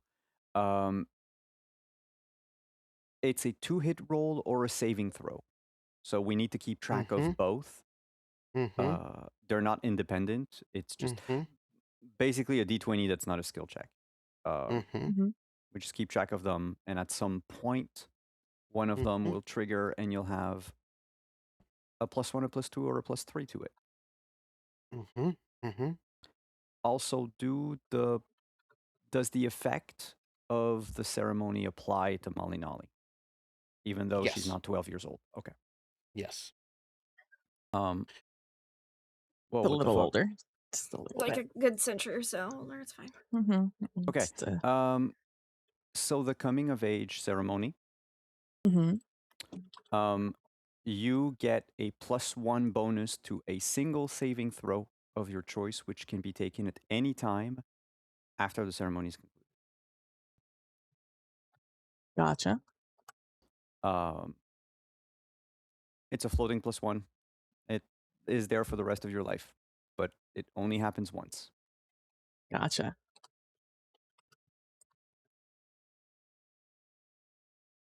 Marduk. Yes. Your mother has normally done this ceremony, is that correct? Oh, to like every youth of at least my generation, even before maybe, like ever since she was High Priestess. Nobody else has done it in my circle. I'm the first one, and technically I don't think she knows I've done it. Everyone who is not Marduk or Malinalli, as this is happening, you notice something. Subtle at first. That cloud that's been hanging overhead is slowly descending and getting closer and closer to you all in the desert. It is not super tall. It's not like a huge, massive cloud. It's actually somewhat like it's the size of like a large carpet, perhaps, right? Sort of. So actually, that's quite small when you think about clouds. Maybe, I don't know, maybe like 6, 7 feet across, 8 feet across, maybe. And you three, and all of you outside the circle, notice at first that this cloud is descending. Synnomin, Yes. you feel Mm-hmm. your, I was gonna ask. well, you know, you may do a small retcon. You feel the guide warming up. The Okay. entire Go ahead. okay. The entire ceremony was done in chaotic good. Oh. Oh, okay. Mm. Interesting. Who here speaks chaotic good? Can I get a wisdom check for anyone who does speak chaotic good? It's just you, Malinalli. It is Rest of us me. are lawful or neutral. Or heathens. Mm-hmm, Yeah. mm-hmm, Wisdom, you mm-hmm. said? Yes, please. Mm-hmm. Marduk, can I have it from Ooh. you as well, please? I've never rolled that high in my life. Nice. Marduk, Mm-hmm. Captain Falana understands what you're saying. That's fine. Nobody else in this circle seems to, but she does. And you clock it. I'm You know what I mean? preoccupied. Like you clock that she is following what's happening. Does my new girlfriend clocks it? Um, No, because she's neutral good. mm-hmm. That is correct. Mm-hmm. How's she feel about that? Right now, she's not jealous about anything, so she's hanging out. You know what I mean? Mm-hmm. Oh, there's goodness. Your guide begins to warm. So, a question about that. When did it start to warm? When this cloud appeared, or when Marduk was doing this ceremony? When the cloud appeared. Okay, so it's not Marduk that's doing this. No. That's setting the guide off. Mm-hmm. Thank fuck. Okay. It does not seem to be, but you've never had a situation where the guide has been set off other than By a when cloud. by a cloud. It's always been a person capable of channeling the gods. You should totally report that in. I'm sure they'll be super normal about it. So normal. How far away is this cloud? It's getting closer. Getting By a closer? minute. Mm-hmm. Mm-hmm. Can I see anything in it? You are all below it, so you cannot see what's on top of it. You seem very concerned Just two about gods that playing cloud, ping Cinnamon. pong. Yeah, I hate to interrupt y'all, and this isn't Orcish. I hate to interrupt, but we seem to have a visitor. And she'll like gesture up to the cloud above us that's moving closer. Maybe 20 feet above you now. Cloud? Why'd you point at the cloud? It's coming to us for some reason, and I think there might be something in it. 15 feet above you. Is the cloud evil? Ooh. No. Because you would know. You sure would know. Well, it's a one square aura, so Getting how close. far is a square? Well, Outside? you're outdoors, so an inch is 10 yards. 10 So you'd yards. know. So yeah, so if it's 20 feet away, I would have known if it's evil. No. It's not evil. 12 I don't feet. even- Is it giving off like an aura of energy it or is something? dazzlingly radiant. As these bonuses have been given to you, the cloud mean starts this isn't- descending. This isn't part of the ceremony? Yeah, have I ever heard or thing about that? Because The only thing you've heard of. Mom does it. No, it does not. The only thing that you've heard is that the gods travel in chariots of clouds. That when they wish to come and make themselves known, If I it's think not Cinnamon evil, would hear that too. If it's not evil and it's That's a radiant cloud, a radiant Yeah. chariot, I prostrate myself. Marduk I'm prostrates already himself. kneeling. Is that one of the old gods? One of the new gods? Is it? It might be one of mine. There's a third kind? I don't want to. The old kind. I get like down on my knees because I don't want to make it mad. In ancient Sumu, I'll just, say out loud, not shout, not scream, but just say out loud that, for Sin at least, to hear it. The chariot of the gods. The chariot of the gods. In the same way I like bowed when I did my final tithe, I'll do the same thing with like this flask that I've been given, I think. The dwarven priestess is like, what the hell is happening? And so she's not quite certain what to do. Follow the example of people around me because I don't want to get smote. That would really put a damper on our relationship. So I'm gonna also. I will look at Synnomin a little concerned. I'm not allowed to bow to any other god. You don't gotta bow, darling. You just gotta get down on a knee. Well, that's Captain bowing. Falana. No, it Captain ain't. Falana gets down on a knee. The priestess does not because she is I'm not. She's not going to bow down to a foreign god either. Yeah, no. Yeah. I'll bow down to a lot of foreign things. You know what I'm saying? Like. Well, yes, we've noticed. Sin. Do I get? Okay, this is complicated. As it gets closer, the guide gets more intense. Like burning intense? Like, am I in pain? Not yet, but it's getting there. Okay. I've never felt it. I've only felt it once, right? And it's never been that intense. No, never. Usually it's like it's more subtle. You know what I mean? Well, it's like a warmth kind of thing. Yeah. Have I ever? No. Have I ever? Magic item? Yeah. Heard of the guide being painful to an anointed? No. You know about the myth of the chariots of the gods, but again, those things have not been here since before in a the long fall. time. Yeah. So question.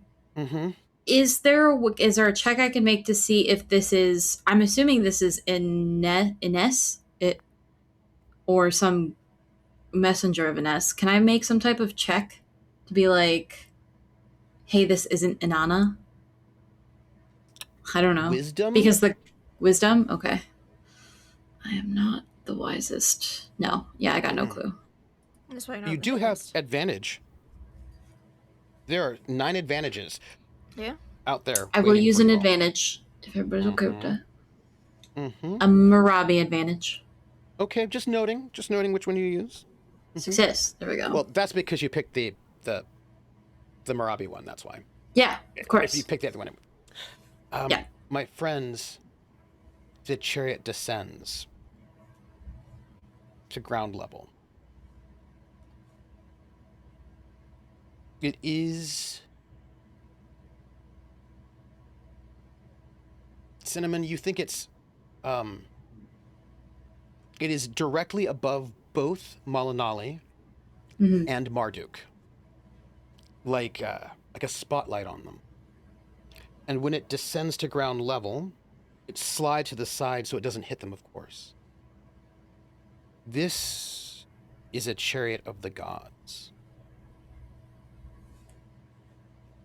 Synnomin. Yes. They are only flown by the gods, at least in myth. Any of the old gods might use one to travel, but it is what the gods will do to prove themselves as gods.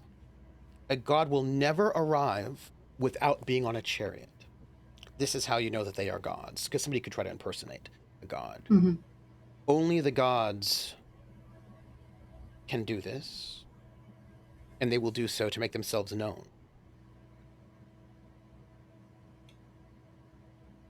The chariot is empty, and there is no god standing upon it. And you see, all of you, this chariot descend to the ground but not touch it. It remains just an inch or two above the ground. The poisoned ground. Empty. But dazzling.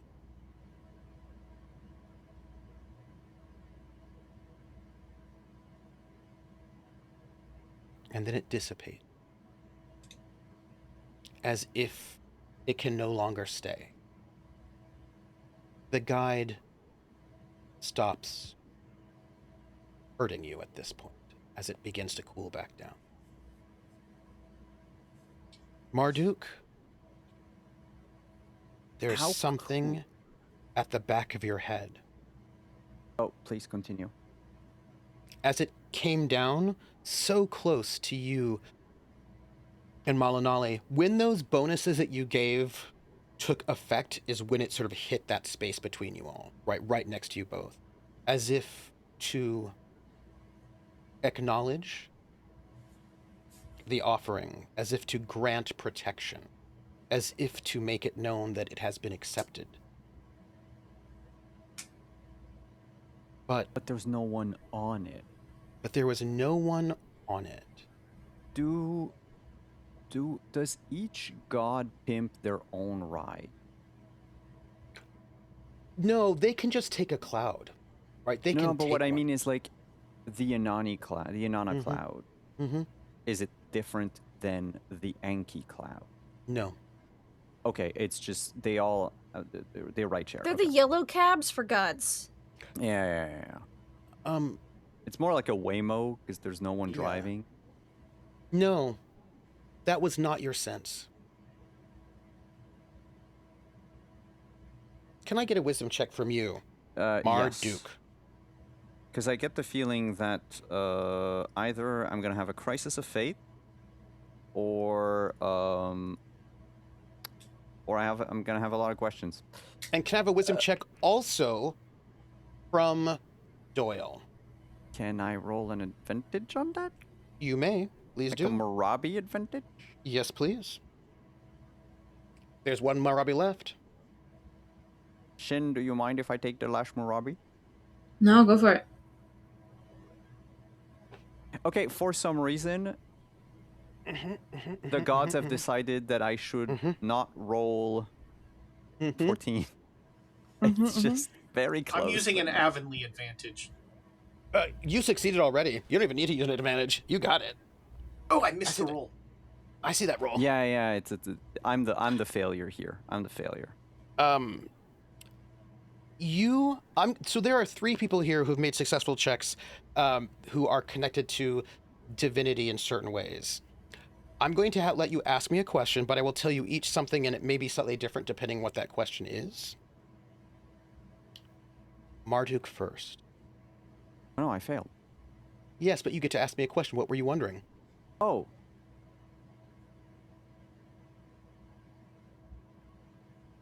Okay, there's 2 things. Mm-hmm. My first question is above the table. Mm-hmm. Is the cloud close enough for me to touch it? Yes, but before you can, it dissipates. Like, it's sort of like... Okay. It can't hold. By the way, you very much get the sense that it was solid. Like, that you could touch it. I think one way or another, even not knowing it would dissipate, because there's no one in it, Marduk would attempt to reach for it. Yeah. I understand full well that, I could have just lost my character right there and then. But cool if it dissipates. The question that Marduk has is, why is it empty? That's a very good question. You failed your check. You do not know the answer to that question.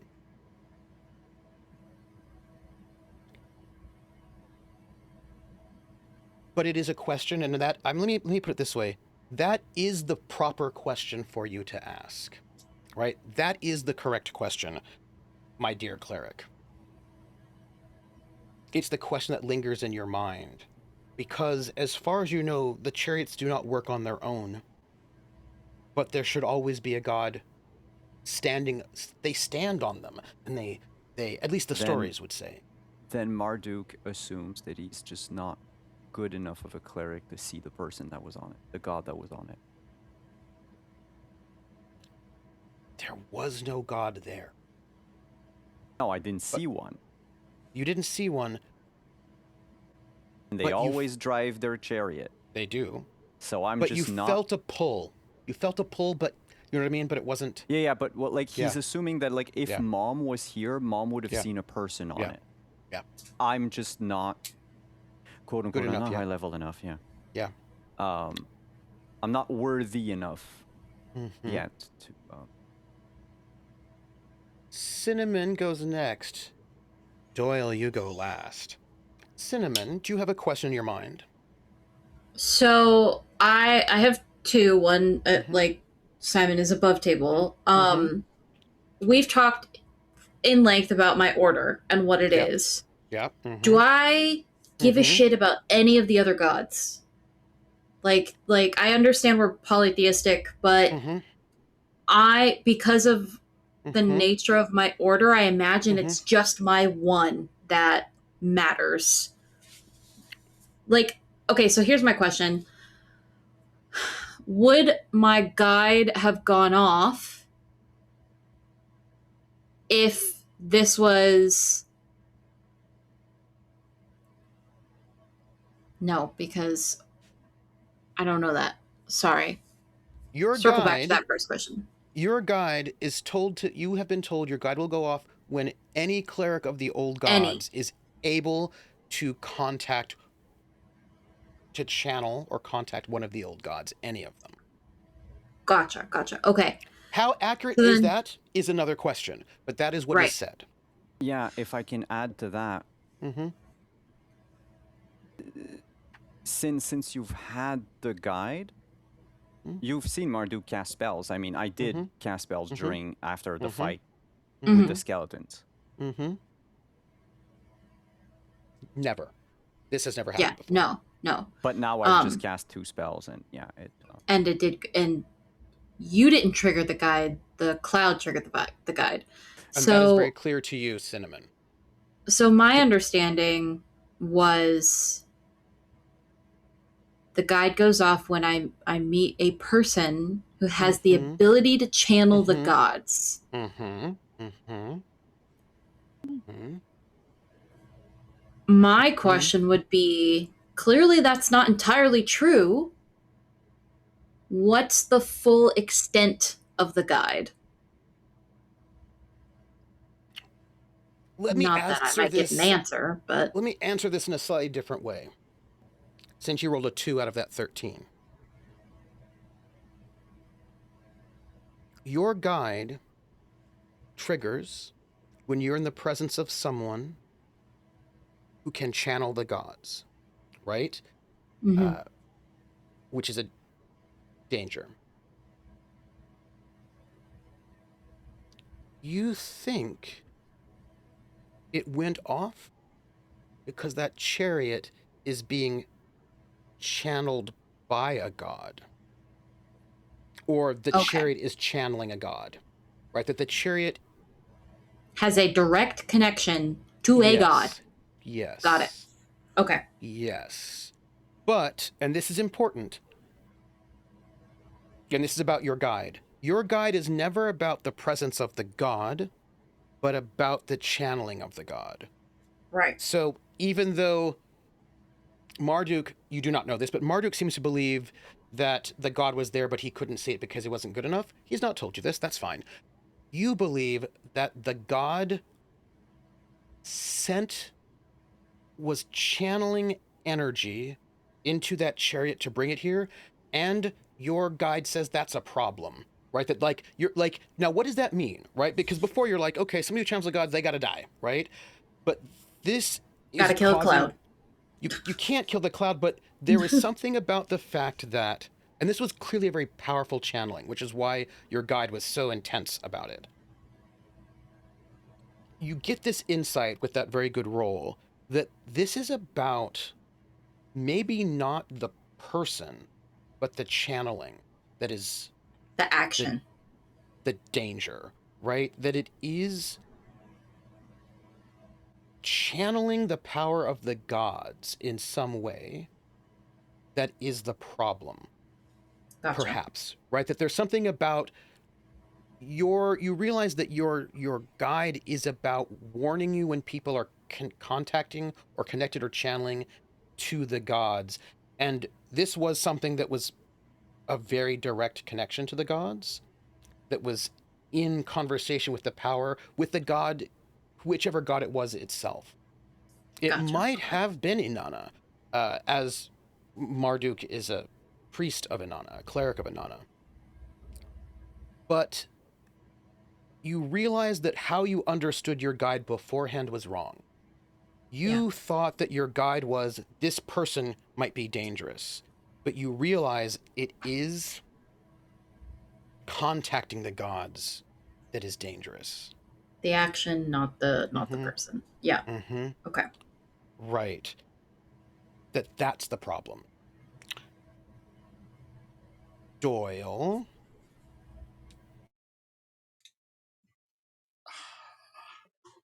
I think his question Mm-hmm. is some version of, does this happen every time? Is this normal? Do you know what's not normal? Frickin' clouds coming down and floating and Visions are not normal. You know, having visions is not a normal thing, really. You had a success, and it was an Avonian success. You have a vision, my friend. It's not a bad vision. I wouldn't worry about it. Would you like to know what it is? yes, but we are actually not allowed to look upon the Demon King. It's true. You probably shouldn't. I would like you to imagine something for me. Screaming. I'd like you to imagine screaming. Hear I'd it like every you to morning. imagine, chains. Heavy, heavy chains. I would like you to imagine a vast underground cavern. And someone stolen from their throne, chained, trapped, tortured.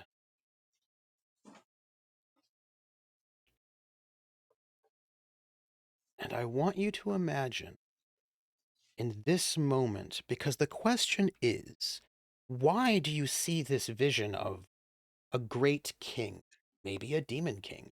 You don't know, because you can't look upon them, but some great god stolen and chained, tortured, struggling. Why did you get that vision now? And the answer is that one sound of a crack in the chain that happened when this thing channeled. Somebody took their eyes off of something for a brief moment. Somebody decided to look a different direction, and a chain link cracked as the god screams in pain. You know, And the cloud brought this vision. no. The cloud was looking away, and you saw it. You saw the vision, and your die is warm in your pouch.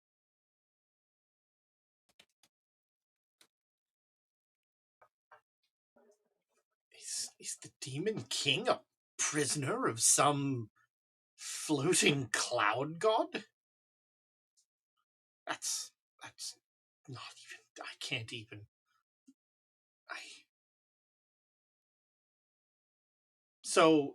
His question remains, like, is this what happens every time you renounce a god?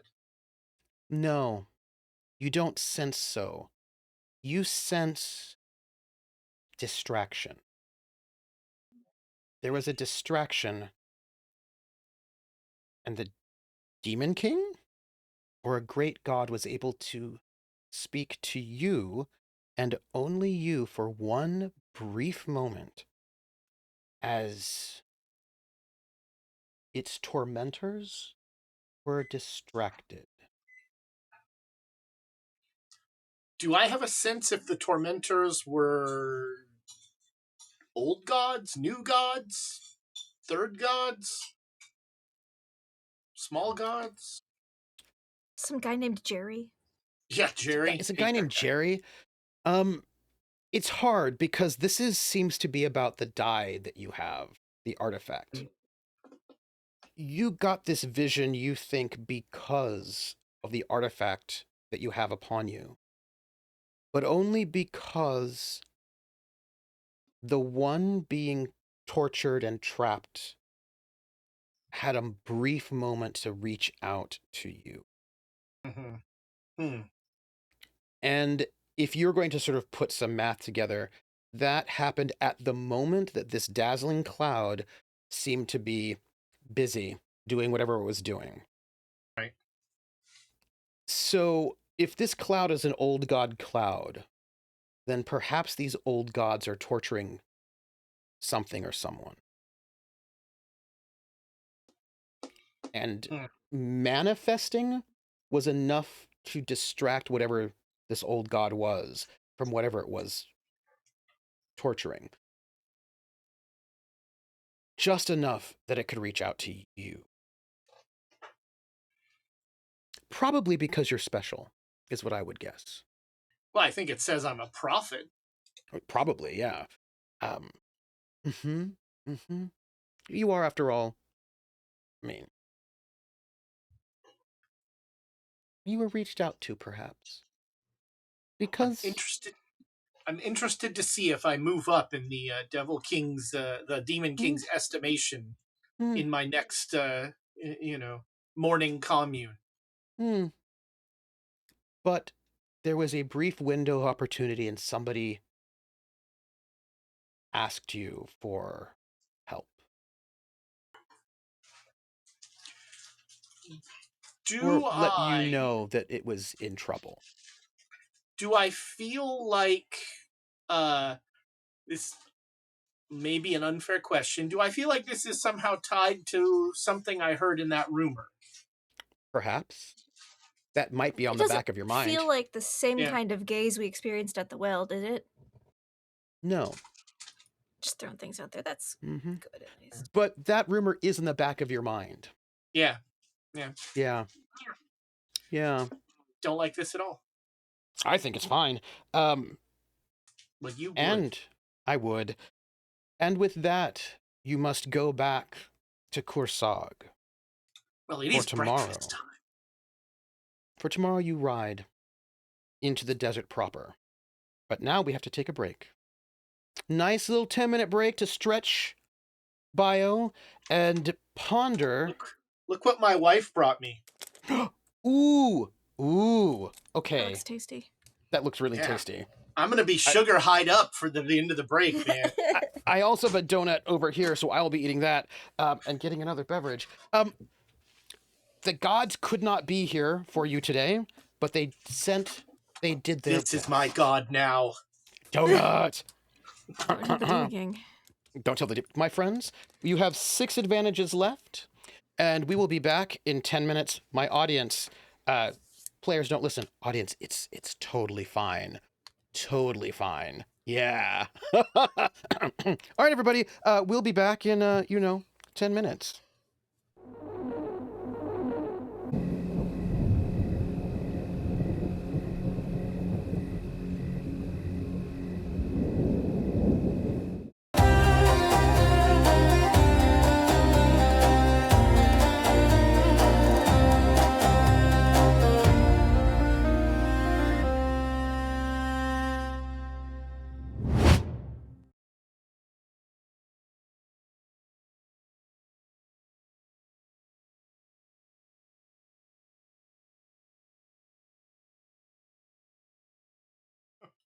And we are back with our crew. Welcome in, Raiders.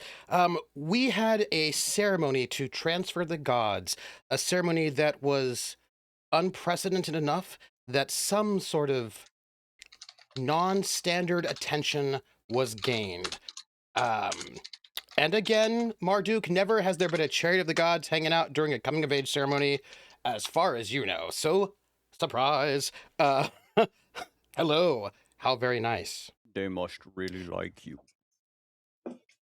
That's what happens when you come of age and you're like 200. That's true. You've got like it has big effect. Whoa, Malinalli's younger than me, please. Okay. 130, 140, 50? Leaf I think Cradle I'm Robber. 155. 155, yeah, because I'm 170 something, so you know. Yeah. Yeah. My friends, it is a day, right? Like, there's like, you've been gone for probably 7 hours. There's a lot to get ready because early in the morning, the next day, you all need to go and leave, to go out into the desert. Your expedition leaves the very next morning on the 34th, mostly because you were trying to avoid the days, like there's like 4 days when the moon, the guide moon, is not present. The guide moon is like only barely present, but when it's a full blackout, it's very bad to travel on the days that the guide moon is not present. So when you were saying we're waiting for a guide, it's not a person, it's the moons. You were talking about the moons? It's the moon. It's the moons. Yeah. Mm-hmm. That went totally over my head. I had no clue. I thought we were waiting for a person. Nope, you're waiting for the moons. The Hide Guide and what is it? The Hide Guide and Tide? Hide, Guide, and Tide. Those are the 3 moons. Hide, Tide, and Hide Guide. was hiding. That's because they spend their time traveling around. They like to play and have fun in the sky. They're brothers. That's what they do. They're hanging out, and when there's a difference between when they're fully present where you're at versus when they're fully not present when they're at. And when guide, which is the star by which people tend to travel, is fully not present where you are, traveling is really hard. Really, really hard. When guide is fully present, traveling is much, much easier, but it does take a while for that to happen. You do not have time to hang out forever. When tide is fully present, travel by sea and by water is much easier, and you're more likely to get rains, right? So all things dealing with water tends to be much better off in that moment. Goods for planting, right? That's nice. When tide is fully away, less good, right? High tides, low tides, all of that. Not that it matters in the cursed desert. Hide is something that, like, when hide is fully present, people tend to walk softer, right? People's sort of movements are less obvious. That's my favorite moon for no reason. There may be more thievery happening when hide is fully present, and then a lot less thievery happening when hide has gone away for a while, right? It's about... Yes, but on this day, the 34th of the first month, which is the month of birth, bright and early, when the moon is just, when the heart of the world is just turning from red to orange, right? Because if you think about it, you can think about like red being like the Götterdämmerung, like, like the right, like, and then you go from like red to orange to yellow to white. And so right when the heart is becoming orange, it is time for you all to leave, to trek out into the desert. There are 20 camels packed and ready. These camels are quite expensive, but they are being paid for by Lord Thurstenbane's Wexton, who is financing this expedition into the desert. Mr. GM. 10 of those camels, by the way, only have water and food on them, to sort of like be able to handle this expedition. Bright early by the northern section of Kursag, the Mr. GM, I have a question. camels are gathered. My dear priest of Inanna, what is your question? Sorry. I need to purchase silver dust and sulfur and tea leaves, and I have no prices for them. Silver dust, sulfur, and tea leaves. Yeah. Mm-hmm. I couldn't find it. Okay. Tea leaves and sulfur, you can get for like a copper. That's super easy peasy, right? Cool. Those things are not very expensive. Especially since you're probably not looking for like great quality, that's just what you need. Silver dust, if you give, there's a smith here, and if you give that smith like a silver piece, he can make he can make dust out of it. They can shave it. Okay, cool. And so like how many? they don't have to go and like mine it. Yeah, how many One- uses would that be? 1 per silver piece. 1 per silver. Okay, So you can have as many. I'll take 10. Yeah, I'll burn the Yeah. rest of my silver pieces. Okay.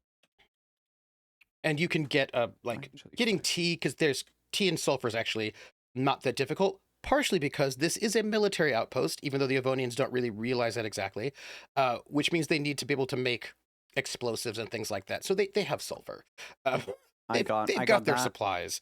I used my credit to get a silver mirror and some holy water. Oh, nice. I still have credit left over. That would have come. That would have come from the priestess, who would have said to you, that was cleric Marabi. That was is that normally what that is like? That ceremony? What do you mean? I mean that with the A cloud? cloud? I need to confer with my circle.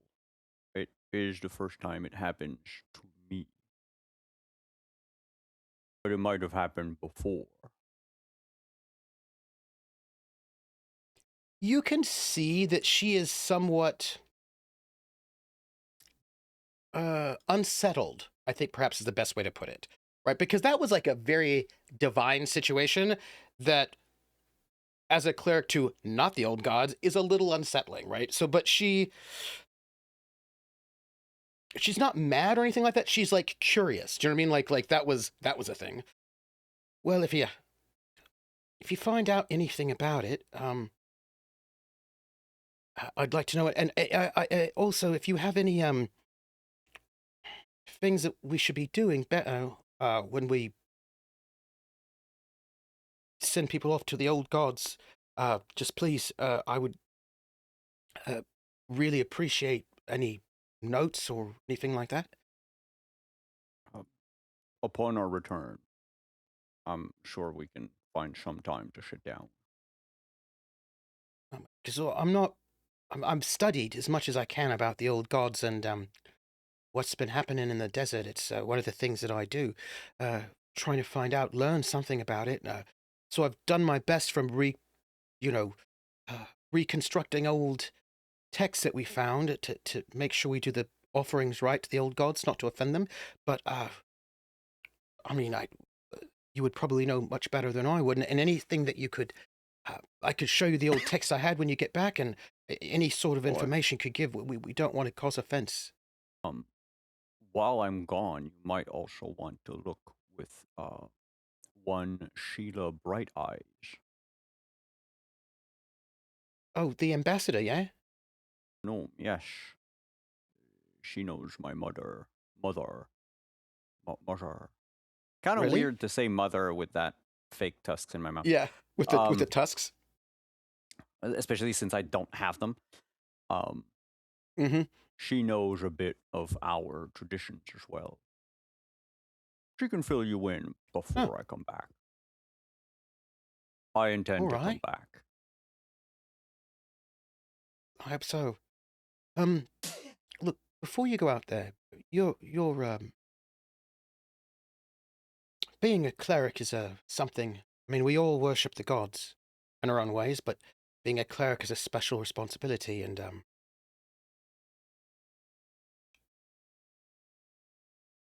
I don't know what's happening out there in the desert, but if you need my help, I know that my gods don't live in your desert, but if there's anything I can do to help, just please let me know. I've spent most of my life studying the First Kingdom, and I wish I could go in there, but if I can help you in any way from out here, please let me know. Thank you. Will do. I believe that when the curse happened, there was a conjunction of all the 3 moons. I think there might have been something going on more bigger than we know. And, well, if you find out anything, just please, I would appreciate it. Yeah, I'm also interested in hearing about this, but we need to go. And this was Yes, a really yes. bad time to open this topic. I need Right. to clear my head, but I will be back. What's her name again? Her What is name... your name again? I just moved my thing. She is Arwia Gar. Do you mind spelling that? I'm just keep calling her Arwen and A-R- Aragorn in my head. Arwiagar. 2 words. Gar. All right. You notice as you leave, because you met her at the shrine, her shrine is a shrine to Ishtar, is the one that she has there. And you notice Ishtar and Inanna are different gods. One's an old god, one's a new god. They have slightly different symbology. But you notice that there is like in a corner, there are some markings of Inanna that are sort of like subtle to the side of the shrine. You wouldn't necessarily, like, if you didn't know the symbology of Inanna, you would not have picked up on it. It's very front-facing Ishtar, but it's not as if Inanna is not present in the back of the shrine. Good to know. The side. Good to know. Sorry My for friends. that tension. Oh, no. Out there, the camels are ready. And you see astride horses. Horses from Avonlea, as a matter of fact. 3 shining nobles in tabard, plate, standing on top there, like just on these beautiful, well-gilt saddles with amazing sort of burnished sort of symbology. There's like you, of course, know him, Doyle, and Justicia, you have met him once. You've not actually sort of spoken, but he was at the breakfast. Lord Thurston Baines Wexton, who looks to be human, of course, obviously, who is, you would say, is probably like 25, 20, like mid-20s. He's got like a cleft chin, like super cleft chin, super square jaw. He has got like all of his armor is highly polished. Like there's some, it wasn't him, but somebody it was an elf, spent a lot of time polishing this armor so it is bright and shiny in the sun, and this big tabard over his thing, and he's all in full gear. He's got a lance that is couched on his horse. His horse is not particularly heavily laden. It's got some stuff on it, but like he's agile. And next to him there are 2 other knights, I guess. One is, they're all wearing heavy armor, by the way. All of them. That is a thing that is happening. Excuse me, I have to kill something. Excuse me for 1 moment.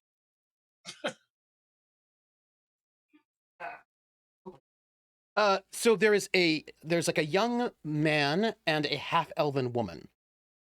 And these are both, they're all in armor. The young man also has a lance. The half-elven woman does not, but she's got like a shield, a big long sword, and they are all wearing very, very brightly colored tabards with symbols, like with house crests on them. All of their stuff looks pretty pricey and expensive, and they are standing there in like gambesons underneath their plate armor, and they are all in. They are very bright and shiny, and they are waiting for you all to arrive to get onto the road.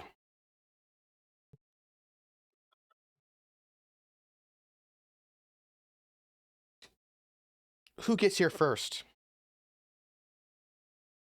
You're muted, Ezra.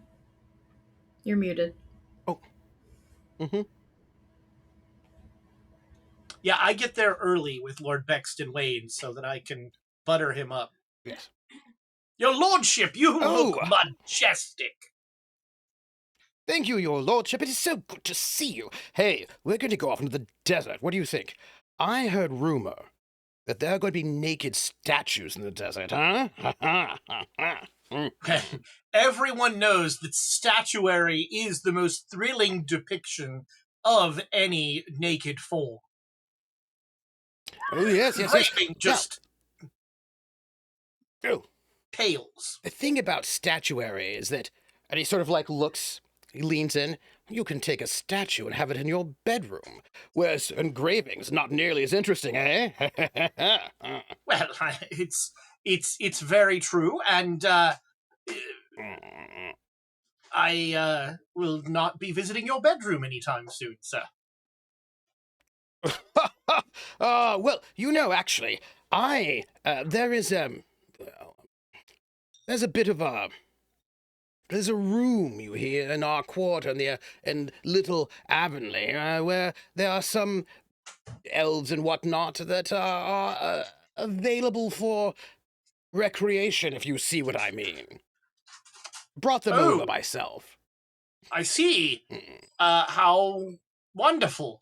I'm certain that they are doing this willingly. Who cares? They're elves after all. I am certain this is going to be. For the record, Malinalli and if Justicia would wish to do so, we're going to be doing the equivalent of being parked outside of our appointment like 15 minutes early, but not going in. We're doing that. We're just like somewhere out of sight, just kind of waiting for like the other two to show up. We're not just going to waltz up and it's just the two of them chortling. No. Your lordship. And by the way, the other two, like the other sort of cavalier and what you probably would guess as a fighter, are listening, and they're very, what's the word, enabling. Like they're a little toady, a little bit like, oh yeah, They're like, you're right, sir. Yes, of course. Your lordship, yes. Would you be able to recognize the stolen sword at sight? He pauses for a second. Yes, of course. Yes, definitely. Yes. Well, that's wonderful. Yes. Because I've never seen the sword in question. I let me tell you. If you need to know anything about swords, you should probably talk to me. I'm actually the best swordsman here in this godforsaken hole in the wall. I don't know if you know this, but I actually have won the Queen's Joust 2 years ago in the spring season. Well, and I hope you garnered some favor. Well, the Queen wasn't there at the time. She was on tour, but if she had been there, she definitely would have seen. You weren't there, were you? No, but I did hear a bard sing a song. A lovely song about that tourney. Which bard was it? Well, didn't really get the name, but the rhyming of Wexton Bane with Summer Rain was absolutely magical. Oh, good. By the way, this is when, not together, but at the same time, Marduk and Synnomin would converge on this space. I imagine we come up to where Justicia and Malinalli are waiting, not that scene. Doyle And will Justicia always would try be to wearing- stand. She'd be wearing more Summerlandian clothing, looking like the Oh. rest of the guides to a certain extent. Mm. I'd say Oh. she'd still have some Avonian trappings, but But would you be have some nice dressed. layered clothing that helps keep you out of the Yes. sun that way. Nice. Yes. Weird. Yeah, and Doyle is she would have her ears suffering in covered. chainmail. Probably because also her head's covered a good Yeah. bit with the with like a Mhm. scarf. Yeah, that's a really good idea. Some people don't have scarves on. Guess who? Why would you wear a Avonians. It's ridiculous. Similar thing with Sin. She's got her leather armor on, and then she has her own travel. Mhm. She's Marabi. She has Mhm. that just on hand, and it's the Mhm. color of sand, so she blends in. You can't see her Yeah. if you're not looking directly at her, kind of thing. Weird. I've got a lot of sand-colored linen overlayers over my elven chain. That's so crazy. Why we Wild. both chose like sandy colors. That's crazy. That Weird. makes us not being able to be seen. Why would we These need 3 that? nights, lots of red and blue, Yeah. lots of And really shine. bright For that. colors. Mhm. That's really good. And I'm that wearing means my they're Demon more King visible than me. tabard. Mhm. I will always try to stand between Lord Baines Wexton, which I messed that up, and trying to conceal somewhat Marduk. Just always trying to stand between the two of them. Marduk, I you have arrive, I wrapped assume. the sword, by the way. Just Have you? so we know. Yep, I did. Does the How sword many- let you is the question. Well, You have to butter it up. let me ask you a question. When you wrap it, was Synnomin in vision of this? Did she see that you was- wrapping it? No, I wrapped my thing in the privacy of my own room, like Nice. roof or something. Nice. I'm not. Look, How much time did you spend wrapping it? I don't know. It's early in the morning. We gotta get going. I guess I spent like maybe, I don't know, 2 rounds and 3 segments. Were you like careful about it? How Like, you took gentle were care? you with her? Like, did you I take care? I would have. Was there told lotion her- involved? I would have told her Oh. that, word up to me, this would be unneeded. Oh. But there are those who would take you back to You get a wherever feeling. and prevent you from fulfilling your destiny. Get a nice warm feeling. Like positive. Fuzzy. This Positive, is a warm, fuzzy hostage feelings. situation now. Yeah, well, I mean, you often who's the get hostage? hot positive feelings when you're wrapping your Do they thing. like it? Somebody thinks that you're cool and doesn't like other people. When you Does she twirl her like the guard? she's you have spent time with her, bonding and speaking with her, so she feels much more secure that no one's going to take you away from her. No, I'm not gonna let anyone take you away from me. Synnomin,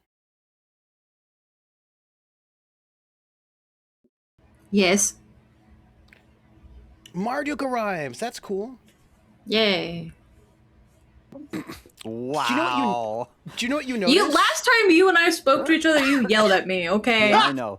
And Marduk will actually look a little pitiful. Hmm. Do you know what Oh, you good. You guys have noticed? arrived. Do you know what you noticed, good. Synnomin? What? You noticed the sword. Yeah, I fucking Now- hate that sword. Now, let me explain what I mean by that. Because I don't want you to I don't want you to get the wrong idea when I say that. I don't mean that I'm not saying that like, oh, I just rolled a secret perception check and you just happen to know the sword. What I mean is, have you ever been to a party and there's someone in the party who's laughing a little bit too loud, who's just like making sure that you notice them? Do you know what I mean? They just kind of make sure you notice them. You know how that is? Yeah, It's like that, but it's a sword. You know? gotcha. She keeps laughing and like pushing her boobs together, like Yeah. to make sure that Putting the hand on the Wearing a arm low kind cut, of thing. yeah. Lovely Yeah. hair. But it's Yeah. a sword. For entirely different reasons, both Synnomin and I just keep looking at the sword.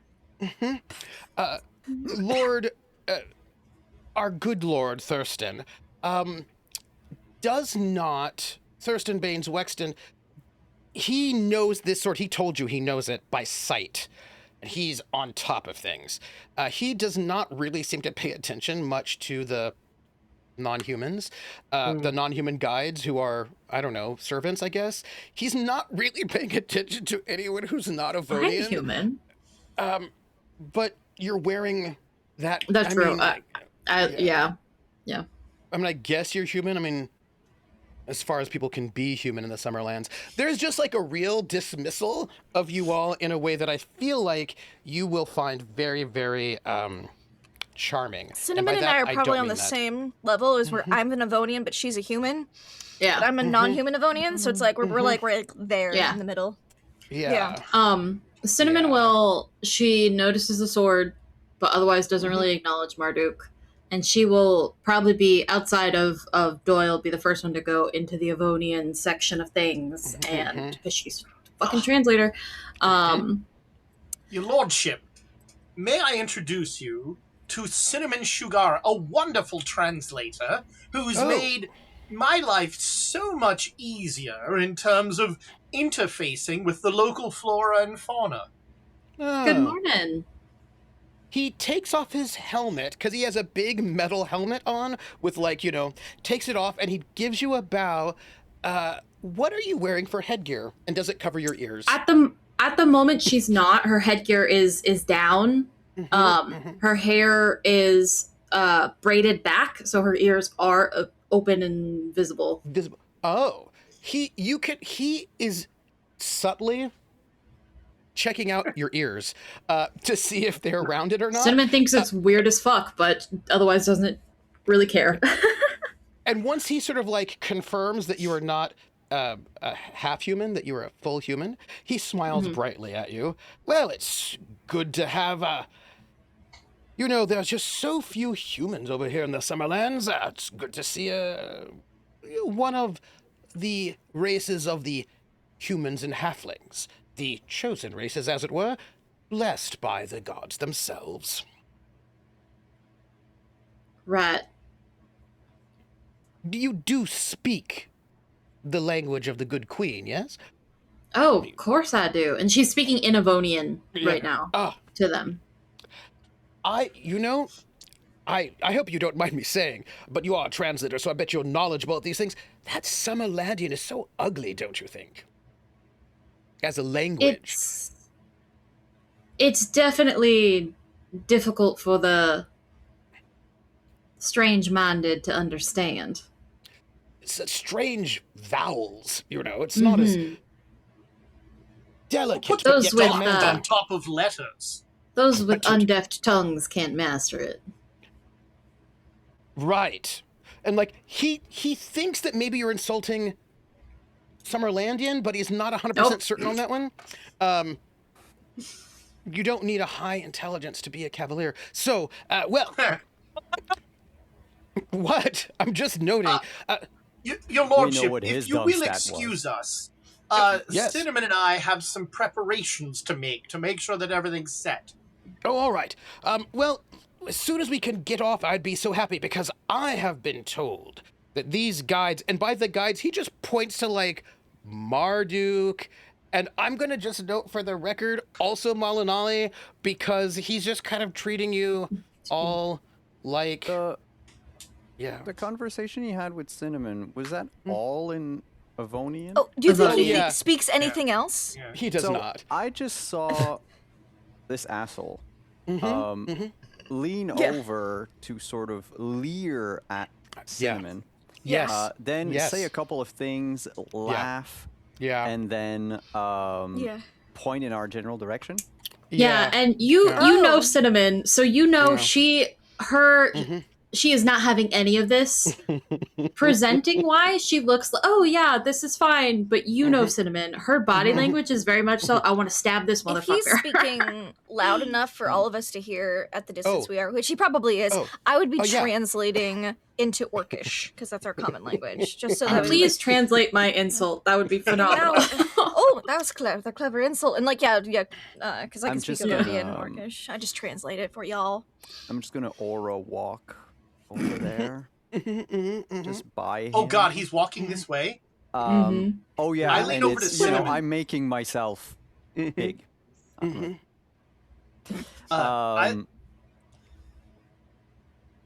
Just before I go though, I'm just gonna ask Justicia very quickly how to say less talking, more walking, or burning daylight in Avonian.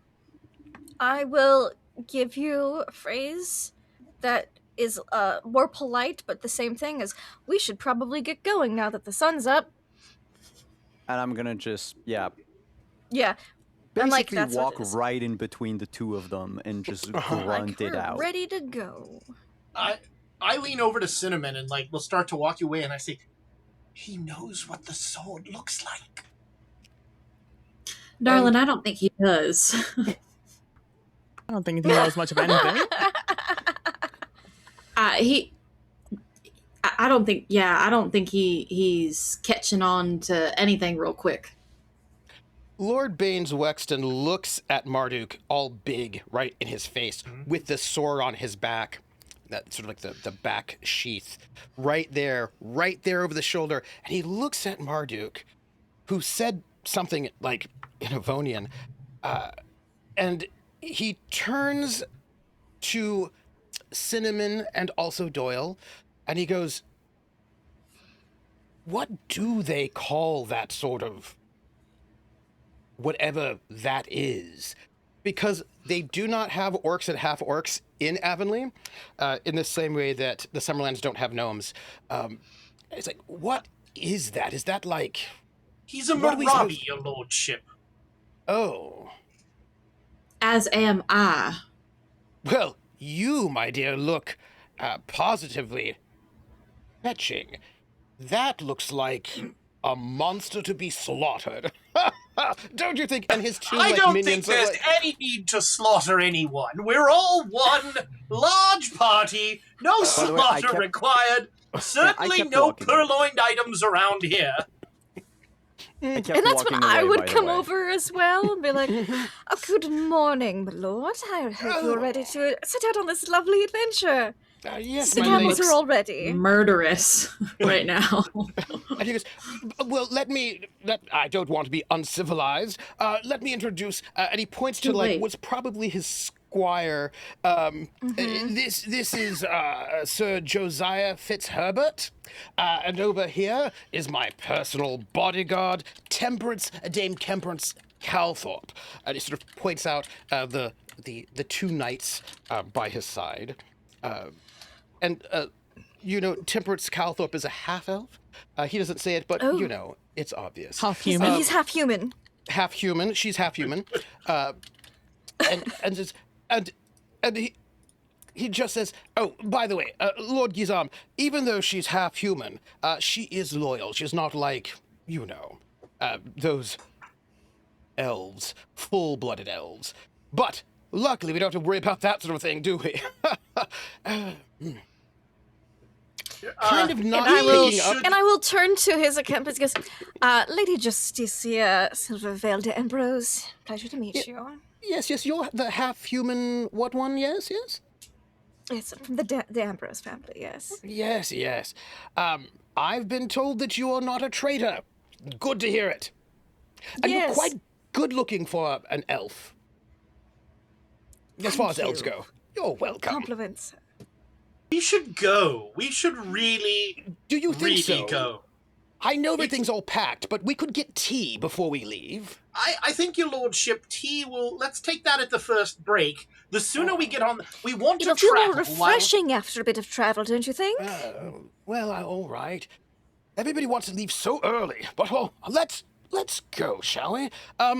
Guides, do you... Turns to Marduk. Monstrous one, lead us out. Lead. By the way, I kept walking. I'm probably shouting to you. Yeah. I'm just Lead. We have believe he's already on I it. need you to lead us. He's anticipated that- your desire. Malinalli has packed everything on the camel that we'll be using, Justicia and I. and I have started walking them, like passing. I'm like real glad as he's Malinalli yelling, can't understand Avonian right now. You get the as I sense am that passing by, I grab your hand as I walk by and follow Marduk. I'll whistle for the horse with no name. But he's gonna come walking, because standing on the saddle right now is Liz the goat. oh, Liz, Yeah, Liz the goat. obsessed. Thank you. I would like you to Lucas. know Brought that dinner to go. Malinalli looks like you're dressed well, yes? Not like a servant? Oh yeah, I'm dressed well. Absolutely, I'm dressed like I always am. And I'd The play say, Lord- this is an ambassador from the Summerlands capital. Oh, it's nice to meet you. Do you speak Avonian? No. They do not speak Avonian, but I'd be Oh, happy, myself or Synnomin would be happy to translate it to Elven. Of course. Well, tell the ambassador it is nice. She's an elf, yes? Oh, and then he tries to say From the something in capital. Elvish, and it's bad. It's like It's New Elvish, isn't it? it's New Elvish. So, Malinalli, you have not heard what this is. It sounds to you like somebody's trying to speak Elvish, but the grammar's been Elvish highly. leet speak. It's like Elvish But leet speak. the grammar's been put into Avonian structure, probably. Yeah. Yeah, Me welcome you here. Meet you nice. yeah. You know, or something like that. And a in thick Elvish, Avonian I'll accent. respond with as simple as I would speak to a child. I look forward to working together on this journey. I think that's the easier word for you.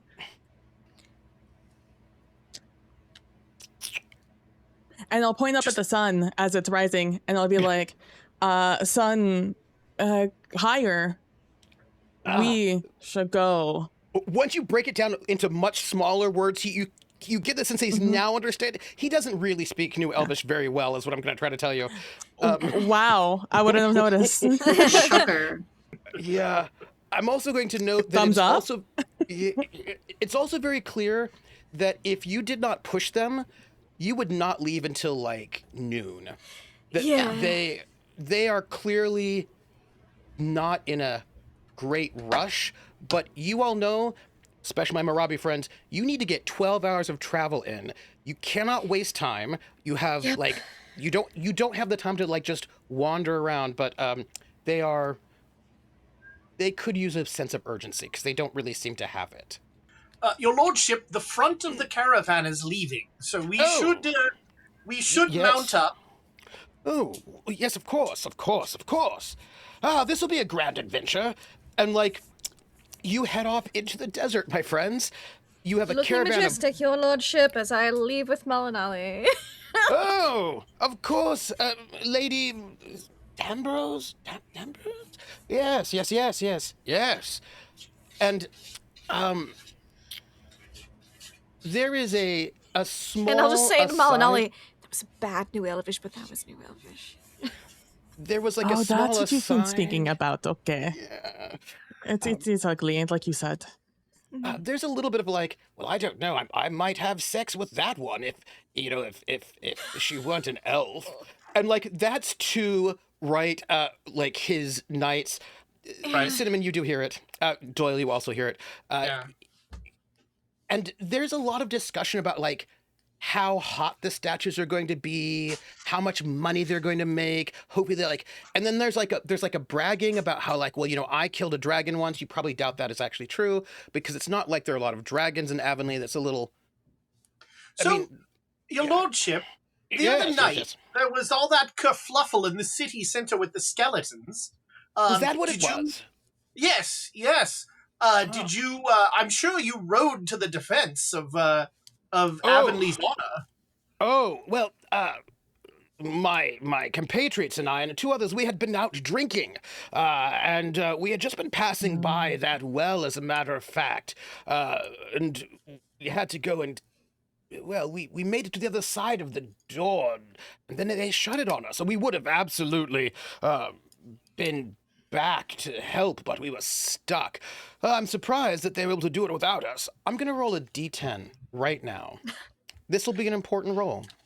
It was the power of the Demon King that was able to help prevail. Well, the Demon King, up and coming in the Pantheon. I like the Demon King. I rolled a 4. I'm going to tell you all something. That would not be good for you, except you have 2 Marabi in your party. Just going to note that. So it's not as, it's actually okay. And so the hex crawl begins. And so the hex crawl begins. If you did not have Marabi in your party, that wouldn't be so great for you. But you travel out. I have put you on the map. You can map as you will. Let me ask you, of those 6 hexes around Kursag, which direction? I assume that you are aiming to head this way. I think that's a good assumption. Yes. Yeah, that line of hexes just. That is your intent. If Sure it you is. ride for 12 hours in this more hard-packed sand, you should be able to hit 15 miles. Each hex is 5. So you should be within 1 day halfway to the marker. By the end of the 2nd day, you should be able to hit that marker if you have not gotten lost. That is your assumption. Based on, if you've done this right, I need to roll some dice, because that's how this goes. As you're heading out from Kursag, the hard-packed desert, and in front of you, you've got maybe some boulders here and there, but it's pretty sparse. Dunes. You don't have the best visibility always, because the dunes sort of obscure your vision here or there.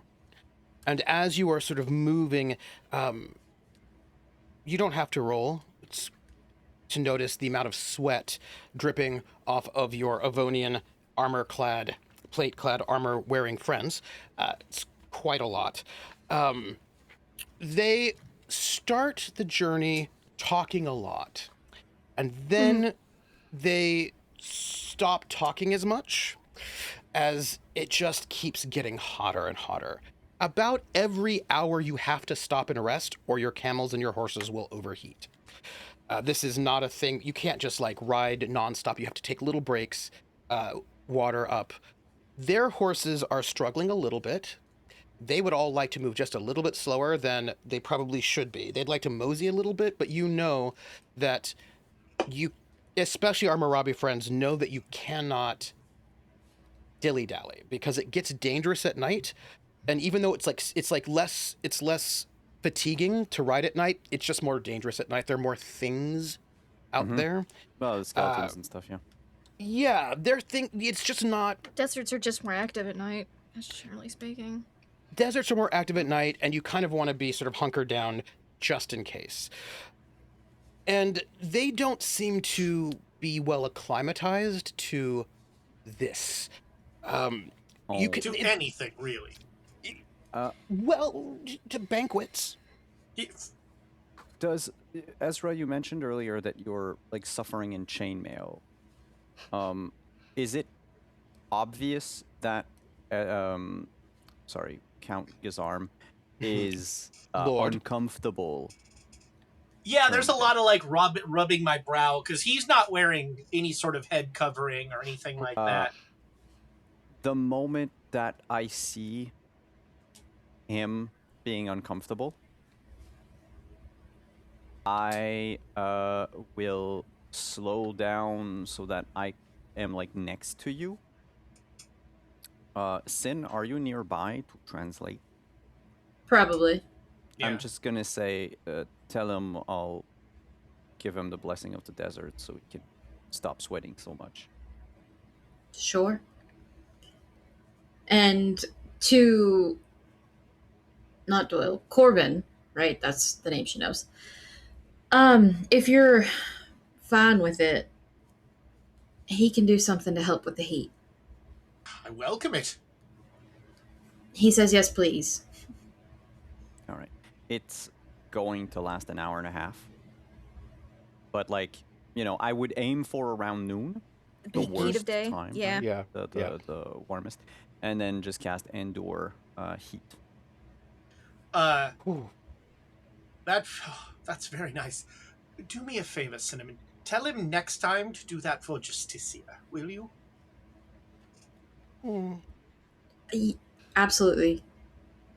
I thank him profusely. It's very kind, but she's not used to this either, and she is wearing clothes that are more that will keep her a lot cooler. I do have some extra fabric if you want some of it, because that armor is going to cook you alive, just like it's cooking your Avonian friends. If you tell Marduk that he asks that Doyle asked me to do it to Justicia instead, Marduk would just mumble, "She's not dumb. She's not dumb enough to wear metal armor in the middle of the fucking desert." Yeah. I do have Elven Chain, but I have a feeling it's a lot lighter weight. A lot and, lighter, like, yeah. Not as hot, and it's between layers of proper Yeah, because layering. I don't think I see it. Yeah, you don't so see Sin would It looks like I'm translate not wearing what... chain at all. Yeah, what Sin would translate Ezra's not Ezra. You are Ezra. Doyle's, so many fucking names. Doyle, Corbin, Guizarm. Will translate Doyle's thanks and the request for Justicia, but she will not translate what Marduk says back. Right. But I will also just add to him, to you, to say to him, but that, you know, black fabric is the best. Yeah. Which is kind of why Marduk is dressed in black. Yeah. I mean, or like a really my dark tabard indigo. So the Demon King's tabard is all black with just a big bloodshot eye. Oh, I thought it was red with a black eye. Okay. It's black with a... Okay. the Eye of Sauron. Never mind that comment. It's the Eye of Sauron. I will just note the Eye of the Demon King. Look, we're on a first name basis. I'm so sorry. that you're Legally not. distinct entities. By the way, Marduk, Lord, our good Lord, is talking to you sometimes. You don't know what he's saying. He's speaking loudly and slowly to you. Sometimes I will nod, and then I'll point to a dune, like as if it was something I was like revering, right? And I'll just say, "I could kill you and bury you right there, and nobody would ever fucking find you." And then I smile. Yes. I think he's beginning to learn Avonian, huh? You just have to speak to them enough, and they'll pick it up. Can I have at least picked up the word Avonian in Avonian? Oh, absolutely. Figured it out? Oh, yeah. I'm just going to repeat it very slowly sometimes. I didn't know that I was such a good teacher. I will fucking kill you. Yes. I hope, your lordship, that you're not going native. You shouldn't give them so much attention. Oh, yes, you're right. It'll just encourage them, yes? And I think there's no reason to examine their items or what they're carrying. Do they even have items? I mean, I don't think they even do. I mean, I'm surprised if they have more than one change of clothes. Yeah, exactly. But look, they're beneath your attention. Well, that's true. And Tweedledee and Tweedledum are like, you know who should get attention? And they're going to start saying crass things about Synnomin, because Synnomin's a human, and they are that way. Half human and human.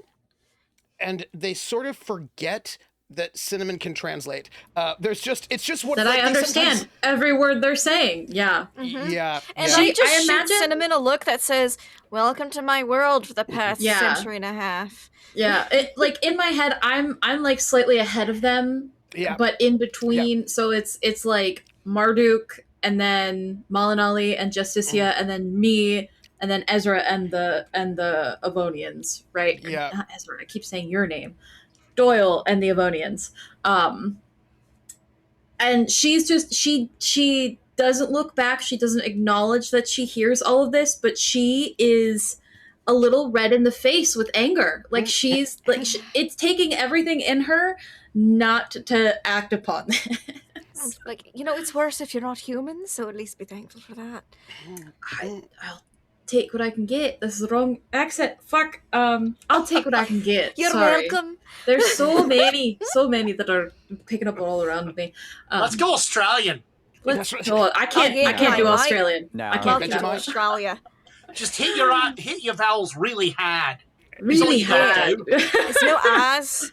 No It's just like, as? Just no. hammer your vowels and No. make all your vowels No. really Oh long. no. Nar, I can do that. Arnar. Anyway, yeah. After about Crikey. 12 hours, it is normally a traveling day is about 8, but you can do 12 without fatiguing your mounts. And I will just say this: if you ride your mounts too hard, that's real bad. You do not want to ride them harder than they should be ridden. There are really bad consequences for that. If they really Well- want to, you can ride them hard, but then you have to give them a break. Aftercare is important. Yeah. Yeah. aftercare Yeah, break. it is. Yeah. After about 12 hours, when you're traveling through the desert, really not much, you see nothing, right? This place is quite desolate. You have not yet seen the marker that is marked on your map, but you suspect you should be able to arrive there the next day. But it is that time of evening when you should make camp. You have, by the way, like 4 or 5 people who are there who are like they're taking care of the camels, Yelps. right? And sort of they're Yes. right. They're guiding along. They are they are either because they are Summerlandian and they are resurrected. Otherwise, they couldn't go into the desert, right? But they are also very clearly. There might be somebody who was like, maybe there's like a Marabi who like in there a little bit, but these are people who are not fighters. These are people who went through the process to sort of help, but they can't stop those people from being ridiculous if they chose to be ridiculous, right? They're not that strong. But at the end of this first day, you guess that you have ridden 15 miles if you are correct. And it is time to make camp and rest. You have a while before the next day. What would you all like to do as you sit there in the desert as the heart of the goddess that is where you live begins to contract? Try As not soon to as be a we bitchy do, Avonian about it all, but it's hot and miserable, very and I am an Avonian. So just like leaning a Malinalli lobby, like so, that's all. as soon as we make camp, Synnomin hops off her camel and goes to like the next dune over where the camp is. She needs space from all of these motherfuckers. So she goes over to the next dune and just sits and is alone for a while. I'll wait a little while, but at some point I'm gonna go towards it. She's got her back to the camp, so she won't know you're coming unless you announce yourself. I think you're gonna hear me. I have 7 decks. I don't know Fair. if you... I stumble all over the place. You hear the I will- sword. I will note that while he has a 7 decks, the Avonians are singing drinking songs and they're also drinking mead. Let's hope that no bandits want to sneak up on you, because I will tell you right now, they are not being subtle. They think this is a party. They think this is like a fun party bus. This is a good time. They're laughing. They are joking around. They speak quite loudly.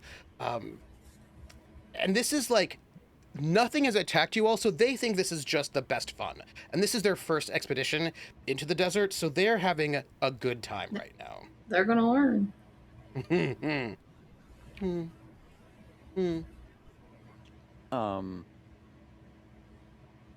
Yeah, he's going to approach Sin, but like at a certain distance before I keep walking up. I'm just gonna whistle low, like a low whistle, Mm-hmm. not and I'm not doing the Avonian cat call. Yeah, it's just, hey, I'm here. Yeah. Yeah. Yep. More of a like, do you want me here? Yeah, she won't even look back. She'll just kind of like gesture you forward. She just doesn't want to have any Avonians in her field of vision, so she's not looking over her shoulder. Are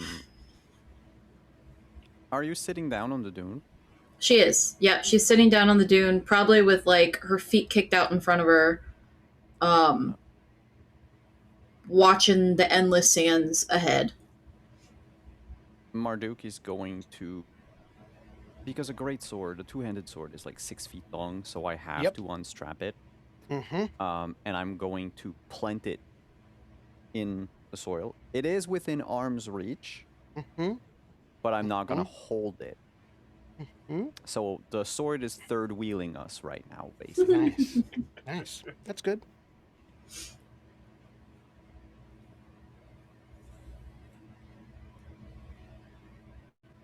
I wanted to say I was sorry for yelling at you the other night. It's fine.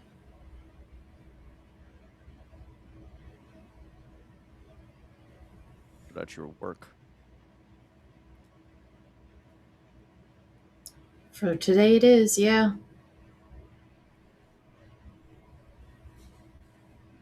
How have you not murdered each one of them yet?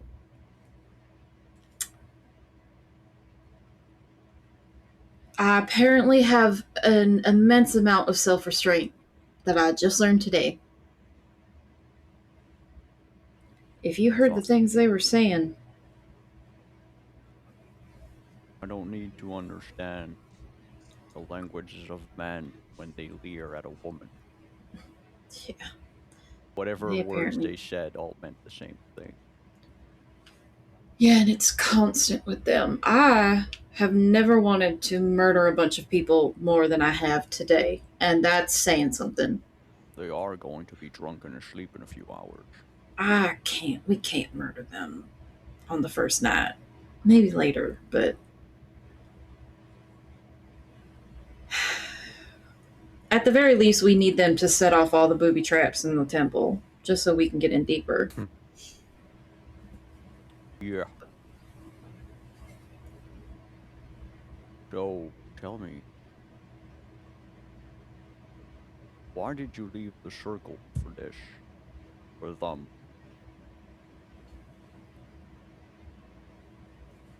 I didn't leave for this. I didn't leave for them.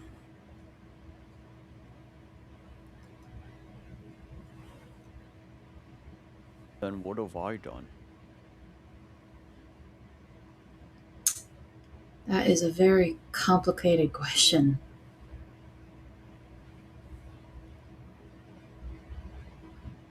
I'd be lying if I...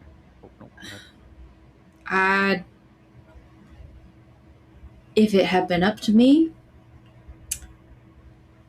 I would have stayed in that circle forever.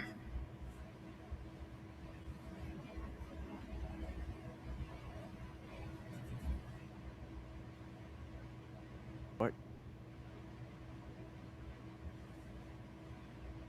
What? What do you mean, what?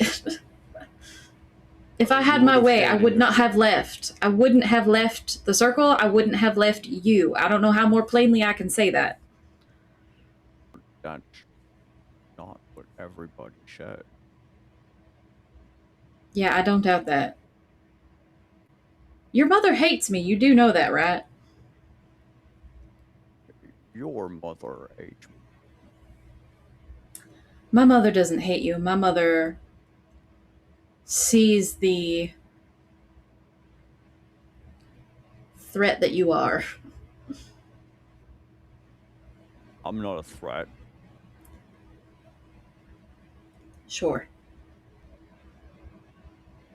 Do I look like I'm threatening?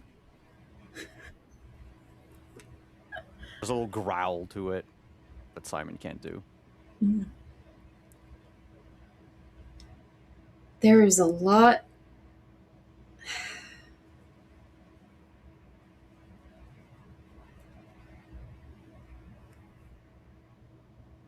She seems to be like really struggling to find words, which isn't something that Sin deals with a lot. Normally she always has some type of quip or comeback or something.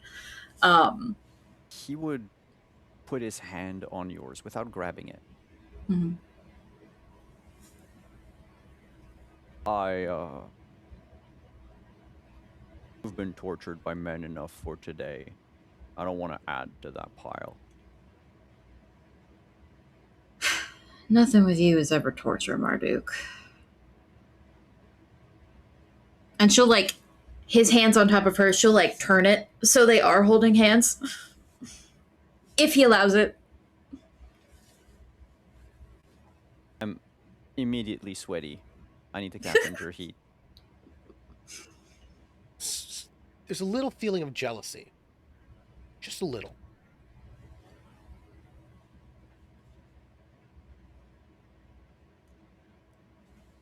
Tiny bit. I'm trying to ignore it. Just know it's there, like little low-key. It's like a background headache, yeah. Little background. Mm-hmm. Wait, so you didn't leave? Oh no, I left. No, but I meant didn't because of me.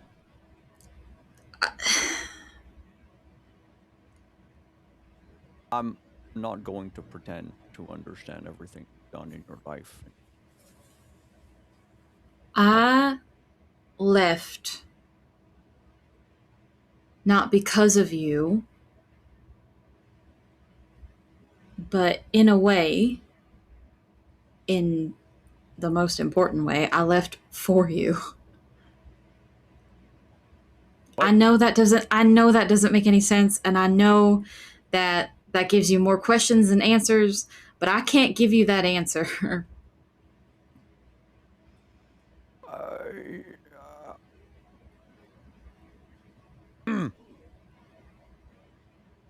Before you answer, I need to find out, because something's going to happen right about now because I rolled some dice, but what is happening with the other three of you all back on the other side of the dune while this conversation is happening? What's happening with Malinalli and Justicia and also Doyle? I can tell you what's happening with Thurston, Josiah, and Temperance. They are singing slightly lewd soldier songs. Just not super lewd. Songs that people might like sing in a pub or like yes. in sketchy places. Weirdly, I know them. I don't know. That'd be wild. How would a noble lady know? That's and then crazy. Like a couple of I don't like know. songs praising Good Queen Jean. And obviously, they are getting a bit drunk. I have as the people are cooking for you all. My cloak on the sand. Some like about the halfway point between where Synnomin and Marduk are and where the Avonians are. With my back to where Synnomin and Marduk are, facing the Avonians. And if Justicia would like to join, absolutely. Would love to have you on next to me in the sand. Your henchmen are actually setting up tents for you all, so you have some place to sleep. That's great. Yeah. I'll eat the Avonians' free food if they have extra rations. Otherwise, I'll use my own. They've brought rations for everyone. Oh, that's great. I'll eat their rations, and then I'm going to just lay down on the cloak, on the sand, going, my everything hurts. This is awful. Why do people do this? Or, sorry, I don't I'm know. Avonian. Why do people do this? This is... Oh, it's too hot. Please tell me it's not this hot in the capital. Oh, no. This is... In part, it is a little bit like traveling on the water here. The sand's always shifting. It's very similar to how the water moves in the middle when you're in the sea. But But aren't ocean instead of breezes cool and not hot and the spray dry? of the ocean is so much. I mean, the sand is a little bit uncomfortable. The salt is a little uncomfortable I after a hate while. sand. It's coarse and it's rough and it gets everywhere. It's true. Seems like that's a constant between the desert and the ocean. You know. Yeah, you do weirdly get a little used to it. The sand. The travel at the beginning was awful. I was not used to it, especially after coming off the river. But as we, once you've been through like a sandstorm or two, you kind of become more grateful that it is not sandstorming, and that makes things a little bit more bearable. See, through misery, we reach acceptance. All right, I understand that. But are you okay? The Avonians would not shut up the entire time we were Well, traveling. just be grateful you couldn't understand them. Really, honestly. They're still singing and being loud. By the way, I would recommend that you mark where you think you are on the map, somebody. Oh. That's what I would recommend. Oh, really? Mm-hmm. On the side maps, at the side section here. I need to place me. Never mind. You just have one marker. Just one marker where you think you have traveled, how far you think you've traveled. Oh, on that map. Oh, okay. Mm-hmm. Oh, not for combat, but for transportation. You said how? We've got what was 3. the speed? And how long is it? You think you've gone 15 miles, and each hex is 5. Yeah, 3 hexes. That's about right. Yeah. Just so we know where you think you are. That's for later. Oh, okay. Oh, so we're in the dungeon. Yeah, dungeon reasons. Cool beans. But have they said anything untoward about you? Oh, I probably shouldn't answer that. They've said a lot of untoward things, but human Avonians and half-human Avonians often do say lots of things about lots of people. I mean, I thought Synnomin was going to stab somebody at some point. They said a lot of things about her because she's human. Probably forgot that she speaks Avonian because she's dressed like a Summerlandian. What? Just disgusting people. Is this the typical Avonian? Is this what they are all like? Oh yes. Pretty much. Mostly, yes. Especially the nobility. Yeah. Well, you will not have to endure any of this. I'm looking forward to it. Hopefully I can translate more for you tomorrow if you'd like, but you'd have to promise not to shoot them, but particularly dirty looks, or stab them. Harm them because of the words. What if I instead speak to you in your ears so you do not have to listen to them? Oh, that sounds nice. All right. Did it get warmer again this night? I thought nights in the desert were supposed to be cold. Oh, Lord Gizam, I don't know if you know this, but there's been a lot of word that elven terrorists have been using their strange gods of the forest to curse the fields of the West Marches. I don't even know if you've heard this. They are treasonous traitors. I actually believe that Prince Richard is going to be rounding up as many of the forest elves as possible to save us all, for freedom. I'm sure Prince Richard is acting in the best interests of everyone. Yes. Have a drink up. There's nothing better. I must admit, I think I've taken a tad ill with all this heat and such. I think that this water with a little bit of lemon in it is what I'm going to drink. Oh, well, you're not a warrior like us. The one thing that I'm merely a poor servant of the Demon King. Yes. Drinking mead in the desert, that's what real men do. Well, and you, Temperance, you're not a man, you're a woman, but still you can drink in the desert, yes? There's drinking. Your lordship. Yes. When we get to this temple, yes, there's a chance, a glorious chance, that there will be adventure. I hope so. And I encourage you to charge headlong Ugh. to said adventure. Set a standard for us, sir. You are required to teach these backward savages what nobility and courage truly is. Lord Giza, I don't think you know. You've never been a knight, have you? No. I was born at night. There's one thing you should know about knights. We don't believe in cowardice or ranged weapons. We believe in always charging forward, being the front of the line, face, personal. I would never. That monster-looking one, what was his name? I can't recall. Fellow. They all sort of blend together, don't they? Hard yes, to tell. One yes. of them has a sword, one of them doesn't. Yes, I don't even know. Anyway, he thinks he's so tough being monstrous like he is. Well, there's no way that I'll let him show me up, or any of us.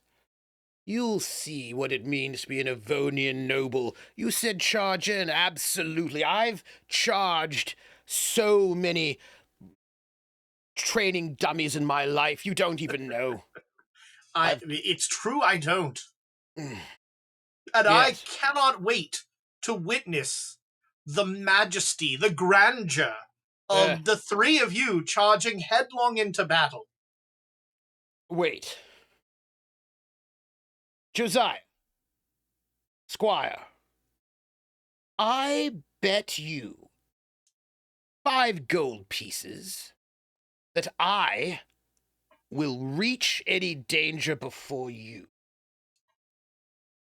I'm more than willing to book any of this action. Yes, me, 5 gold pieces, first kill, first treasure. Temperance says, I don't know, my lord. I am faster and swifter on the horse. I will reach danger before you, my lord. No. At this moment, back over to Sin and Marduk. As they're going, the 3 Avonians are betting who's going to charge into the danger first. Yeah. They are going to acquiesce to Lord Thurston because, of course, he's their boss. But, they have to make a good show of it. There's a small whistle sound in the air as the heart of Erda starts to contract, and it becomes, now it is sort of like it's going back to that it's going from orange to red again. Do you know what I mean? So it's getting into that zone. And there's this little whistle in the air. You have 3, 2, 1, and then it happens. You see it first. And then, Justicia, Malinalli, you see it. Doyle, you see it. The knights are a little drunk. The sky lightens up with... If you were a person from the 21st century, you would say a meteor shower. But if you would live in this time and place, you would think that these are like small motes of thoughts of Erda, the goddess, right? That the very earth itself is sending thoughts and dreams through the sky, and the entire sky, which was getting sort of dark, is lit up with just hundreds and hundreds of little lights flying through the sky, way up there near the heart itself. Murabi, it's a good omen. It is just the sort of the heavens themselves sort of sending you dreams and thoughts from the goddess that is the earth that you live on. I don't like it. And the Avonians look up, sort of pass out, and this good omen gives you quiet from the Avonians. What a true blessing this is. Yeah. Sin will say, hopefully that means all these fuckers are gonna die.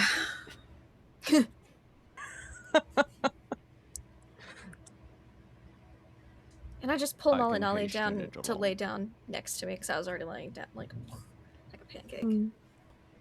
She'll pull you in. Sin, Marduk, Take it you have a tent? No, I didn't bring anything. I have figured been these set up guys for would you. provide. You're too good to be sleeping, each fellow. Honestly, I was gonna sleep out here. And that just kind of proves it.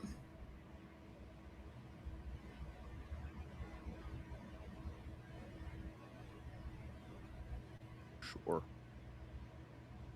And he's just gonna let himself fall down on the dude. You all sleep for the next 8 hours, is that correct? Or until it Cool. gets so fucking cold that we have to do something. Yeah, Malinalli and I will definitely move into a tent once it gets chilly. Is what I'm saying. I'm going to I do have a roll bedroll since- that we can share. Aw. I'm gonna roll, considering that nobody's on watch. Cool. I have a sword on watch. Sure. Swords don't sleep. No, they don't. Doyle They don't. stays up, sort of sitting at the table where the Avonian, the Avonians have all sort of wandered off as they were tired. Yeah. He's just sitting there, just wondering how he got into all of this, sort of staring at the fire. You are awake, I see. Good to know, good to know, good to know. That's I good mean, to I know. go to bed immediately. Oh, immediately? Interesting, interesting. I see. Well. I mean, You all Malinalli aren't except- asleep right away. That's what I'm gonna say. Except for Doyle are asleep. Nobody's on watch. I wouldn't worry about it. Good omen. I do need something. You forgot. It's fine. And we are going to end our session after I tell you something. I'm just gonna say something. I need to make a roll of this and this. There's no better alarm clock than my terrified scream. Yes, that would be correct. I think that's the case. It is the lovely first night. No one really thought to keep watch as Erda's heart goes from orange to red, and slowly, like dying embers, the sun in the middle of the sky makes its way into sort of dark. The desert cools lightly, and all is well in the world after... I don't mean that. You don't mean that. I don't mean that. After a lovely evening of going to bed kind of early. Our Avonians went to bed way early, so you had about 4 hours of rest without them being there. I need a perception check from Doyle.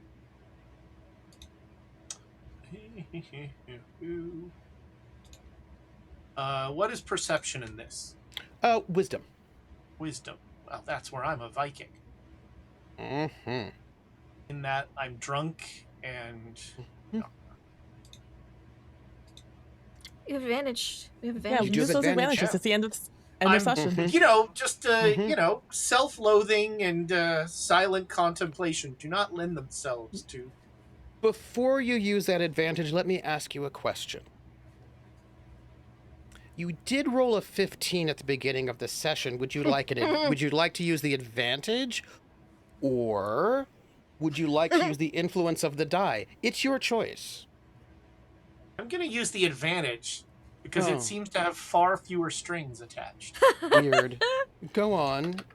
Oh, Oh, so there are 5 advantages left. Would you like to use... There's like 2 more Avonian advantages. Would you like to use one of them, or would you like to use the die?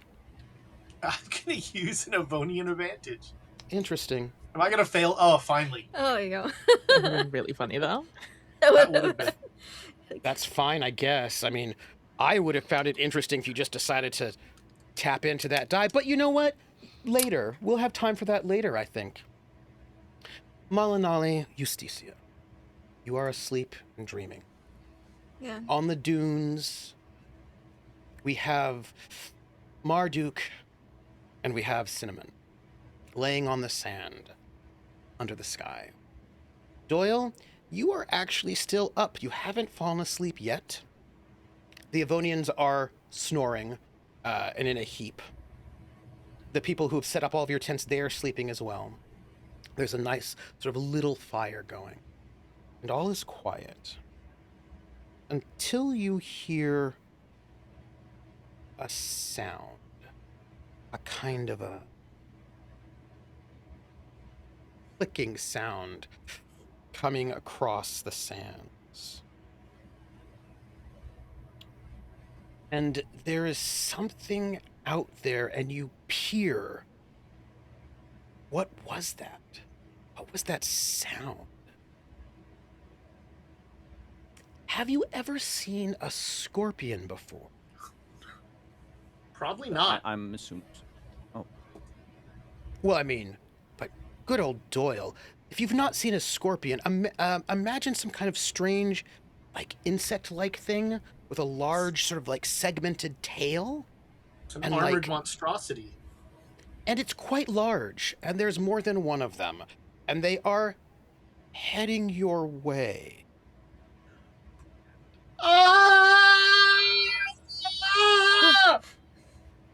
And that's going to be our show for tonight. Everybody, that's our session. That's great. As you did get a nice random encounter when you were Yay. all at rest. Some giant scorpions. No, not a big deal. I wouldn't worry about it. But that's gonna be our end for today. Yeah. You said it was going to be fine. Yeah. Have you seen giant scorpions? Well, you I haven't will. even seen the band The Scorpions. Oh, you should. They're German, and it's good times. This is the end of our session today. When my dear friends, we're gonna leave it on that cliffhanger. You have made it into the desert. You had you had 2 random encounters. One of them was very nice. One of them you'll deal with next time, and they're less nice. But Maybe they're bringing us dreams and good feelings. maybe they're bringing you dreams and good feelings. That is it. We're going to do our outros right now. I'm so excited for your giant scorpion random encounter. Let's start with the one person who actually was awake for that random encounter. So you did get a heads up about that one. We will have to roll for surprise, though. But that'll be next week. Ezra. My best Ezra, who did such a good job trying to run interference with your very best friends, drunken frat boy knights, your Avonian pals, who he definitely won that joust. Especially since you weren't there, definitely did win it. Yep. Tell us who you are, where we can find you, how magic is your baseball, and give some love. Lately, my baseball has not been very magical, sadly. One of my favorite parts of this episode was in the middle of this beautiful, weighty, fraught with emotion ceremony to revoke your god. Malinalli goes, I mean, they're making me work on my vacation. Like, hey, God, I'm revoking. Let me tell you, it's rough on me, too. Loved that moment. That was one of my favorite parts. There's so many very good moments of getting everyone reacting to the terrible people that are slowly making Doyle realize that he's closer to the terrible people than he is the good people. But I am really looking forward to seeing where this goes. Maybe, not the scorpion part, but very excited to see where this all goes and to play with you guys even more. Looking forward to it. Speaking of people who I think also really, really enjoyed getting up close and personal with those Avonian frat knights, obviously Nuggetasaurus, as the one who was super close with them. Who are you? Where can we find you? And then give some love.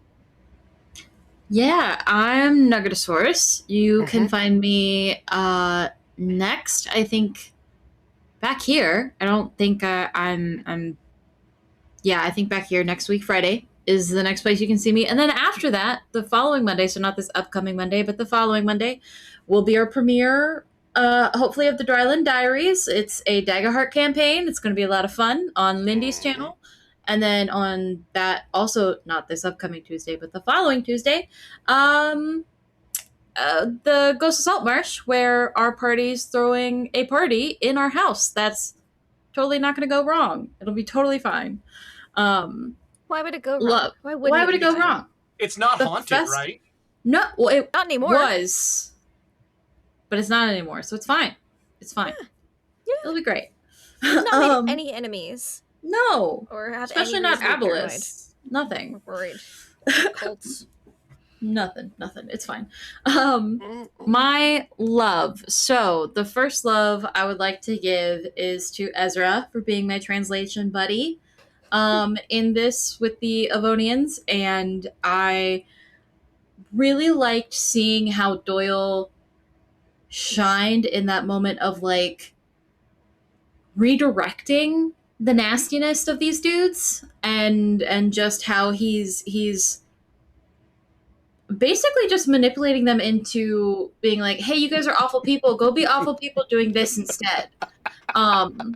I really love that, and I really like seeing that side of Doyle, and I look forward to seeing more of it, and I can't wait to actually learn that Doyle is his name.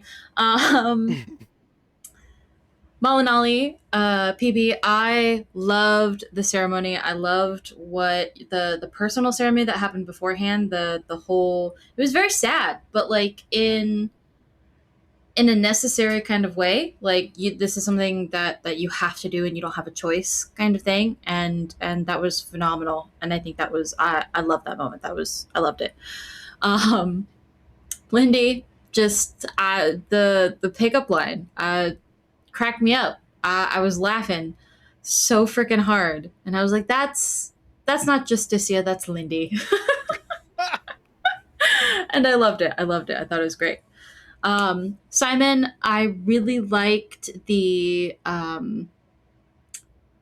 moment of Marduk seeing what was happening with the Avonians and being like, "Nuh-uh, absolutely not," and just coming in and bullying his way through them. I love that. I thought that was great. Trooper. I fucking hate these Avonians. Thank you for giving me that anger. Yeah. I do want to let you know, just for the record, because they're noble, they could never be super crass to another noble, which is why, and also she's an elf, they're not going to be so bad to Justicia, but you're a human. And you're not a noble, which means you're probably easy. And I'm not Avonian. Yeah. Which means they figure they can just have sex with you. Of course, because that's the way that works. That's the way that works. They haven't gotten there yet, but there is, how do I put this? Boys talk and a pick-me talk too loud, and it's good that Synnomin has a lot of discipline, and also that Marduk cannot understand them. Yeah. I would like to see them try to have sex with me. That's all I'm saying. Good luck with that. Yeah, I don't think they're like. I think they're just gonna sort of like egg each other on. Talk about it. And be, yeah. I think there's a lot more talk than there is action on their part. They might get stabbed. They would definitely get stabbed. Oh, I don't think they're thinking that. They just might be turned down, and that would really make them look bad in front of each other. Oh, yeah, that'd be so bad. Yeah. So there's just a lot of like, oh man, why are they talking again? You know what I mean? Like there's, yeah, a lot of that. But I'll tell you what, they're treating you like a waitress. It's like the rich frat boys who are going to a diner and talking smack about the waitress because they're classist as well as super sexist. So that's the vibe you've got from them. And also, they've never been to that town and don't realize that maybe you all can burn the, like, you know, like they, this is not their hometown and there are no witnesses. Do you know what I mean? Like, they're maybe not aware of some of the dynamics going on right now. Hmm. Hmm. Hmm. They're a country song waiting to happen, is what I'm going to say. Speaking of country songs waiting to happen, especially when it might involve like stabbing various people, Simon, who are you? Hello. Where can we find you next? And then give some love. Yes, my love for tonight. PB for jumping in and doing, your part on the ceremony, and just making it feel even more personal and touching.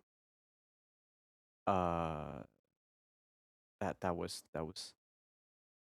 absolutely awesome. I'm trying to remember like every bit that I told myself I should write down to remember. Ezra, just Doyle, just for Doyle.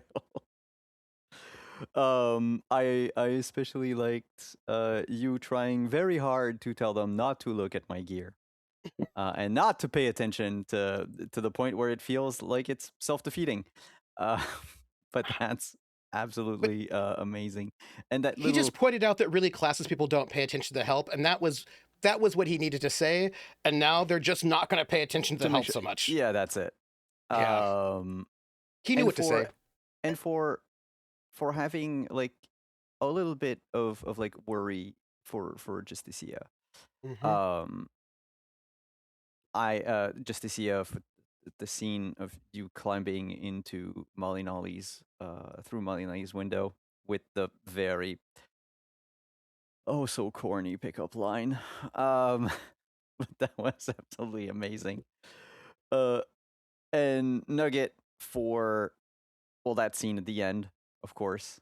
And now we're gonna have to see how the sword reacts to this. Your character is going through so much shit by just virtue of being the translator for these assholes. So sorry.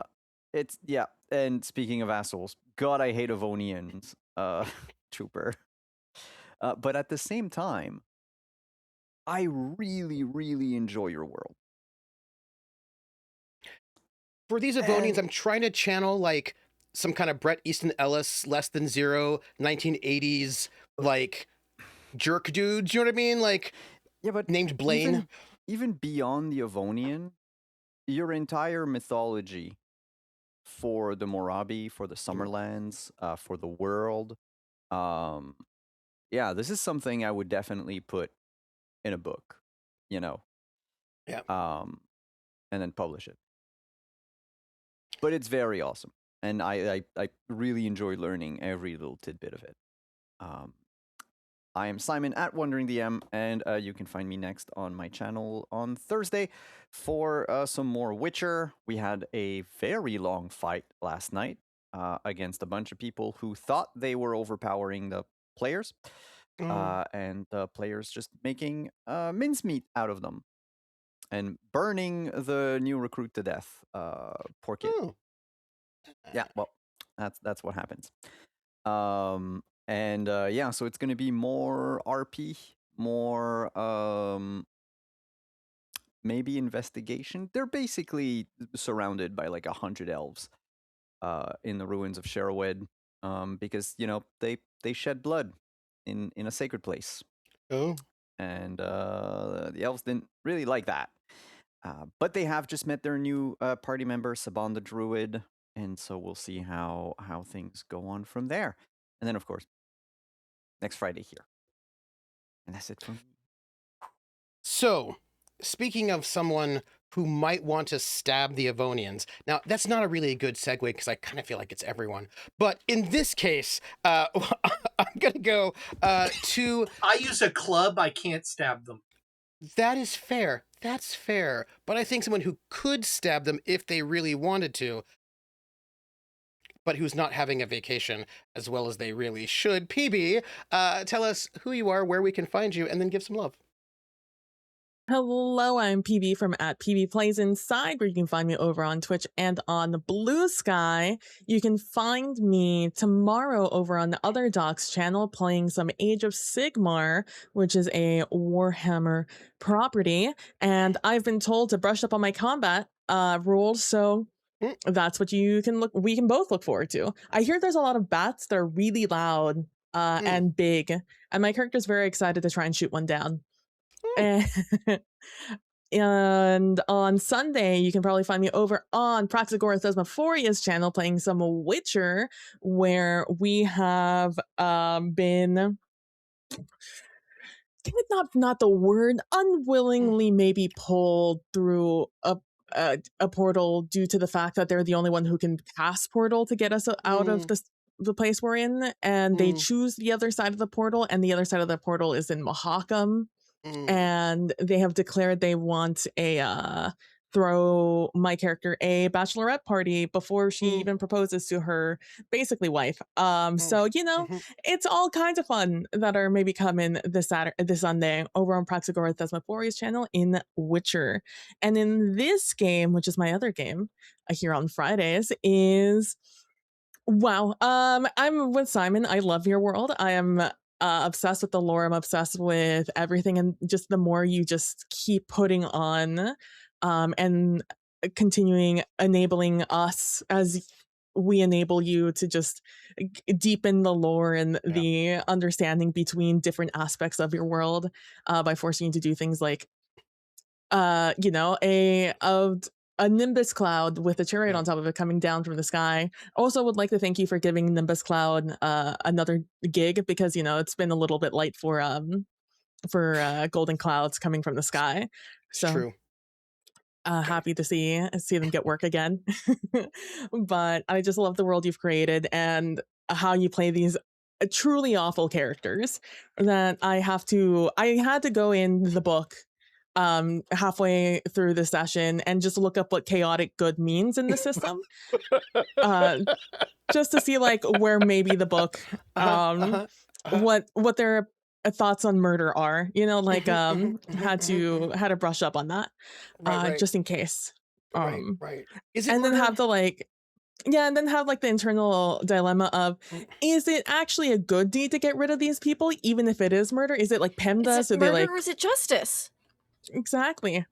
And speaking of justice, Lindy just being a wonderful scene partner and through all of these, I obsessed with all of Justicia's little quips and and one-liners, because to me, I imagine that Justicia very much knows love from like books and examples of the people around her, and specifically the not nobles around her. So I'm just like, this is like, you're so proper when speaking to the Avonians, but then when you get to like just like sit back, relax, and be you, I love seeing that difference, and just the fun that Justicia can have finally when she's not on guard all the time. And Synnomin, speaking of on guard all the time, I just loved your reaction to the actual chariot coming down, because you being pulled in two different directions in that moment of just being like, what the fuck is this? To just like, why is my guide burning? Wait, what the fuck is it? And then like looking at Marduk of just like, please don't be Marduk. Just please don't be Marduk. Like, between all of those emotions that you were going through in that moment, and just like the relief and just the inherent confusion at the end of it, I loved how you're playing Synnomin and the character as a whole, and I look forward to finding more about this secret society you're a part of, and this god you care so much about. Very interested. And speaking of gods, Simon, I love your the ceremony, the entire speech surrounding the ceremony, and the thought you put into every step of it. I really appreciated that moment. And knowing what moment I was going to bring into it, I loved the ability to mesh both moments and just create something really special, and I really appreciate that and what you brought to it and the care of the moment you brought. and Ezra fucking Doyle, man. I just love, I'm Doyle. really obsessed with the fact that I don't know that your name is Doyle. I really like that we're this far in and we all call you Doyle, and we're just like, that's Corbin. And like, I don't like, Malinalli, I'm sure knows your name. I forget it all the time because I just refer to you as the Avonian or the cleric, as opposed to your name. It's not like you're listening to me. So, so it's just the fact that I don't even use your name that often, and yet I still don't know your name. And I love that distance you're putting between us while still having, like, in your own way, in your character's own way, care for the rest of the group, and the way you're placing, you're that meme of the soldier, like, putting their arms out, making sure nothing hits us while we sleep. It is basically like that, putting yourself between those situations, because much like Justicia, I assume you're not happy to be in the position you're in and would like to get out of it as soon as you can. And so I do appreciate just the way you play their game while still playing your own game. And I think that makes your character so unique and so interesting to just watch. Because again, I never know what's going to come out of your mouth. I have no idea. And I love that. And Malinalli really doesn't know what's going on, really. You're just this weird guy that, like, sometimes looks at Justicia in a weirdly like, caring way, and that does bother me a little bit because I don't know what the vibe is, because I've only been around you, like, you for like 10 seconds maybe. So but I adore all of you, and you guys made the session really fun. Speaking of people who make things fun, Laugh Love Lindy. I thought you were going to say me. Troopersjp. No, that would be a rhyme. That'd be terrible. Tell us who you are, where we can find you, and then give us some love. And I just would like to note for the record, because of a couple of things, starting with what Ezra said, and then also something you'd said, I would like you all to know that it is now canon that when people are being skeezy and, like, ogling people, it's the ears. When Avonian, like, humans and halflings ogle, they ogle ears. That's their ogling. They gotta check, which is another reason why Justicia usually keeps hers covered. There you go, everybody. Canon.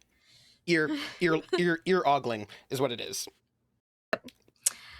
But yeah, hi, it's me, Laugh Love Lindy. My love, just, Malinalli for being a good, solid model of what, like, this is what normal should be like. This is what. Are you okay? Like, just being a little protective of Justicia in a way, but also, like, having that moment of vulnerability with, like, I've got to, like, give up my god. And Justicia's like, oh, okay, so this is a big deal for you here. All right. Because, like, I imagine in the circles she grew up in, I was like, oh, yes, of course I worship whoever Good Queen Jean worships. Yes. Yeah. But it's like, it's not that serious. And so Justicia's like, oh, okay, let's try to put the positive spin on this. Yeah, cool. And I'll distract you too. That'll help, right? Distractions are great. Cool. So I loved that little moment.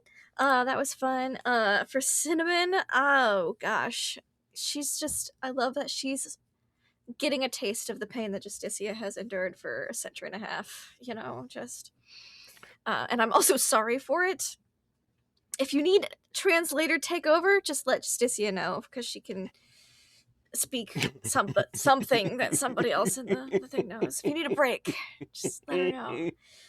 She might offer that and be like, if you need a breather, I know it can be a lot.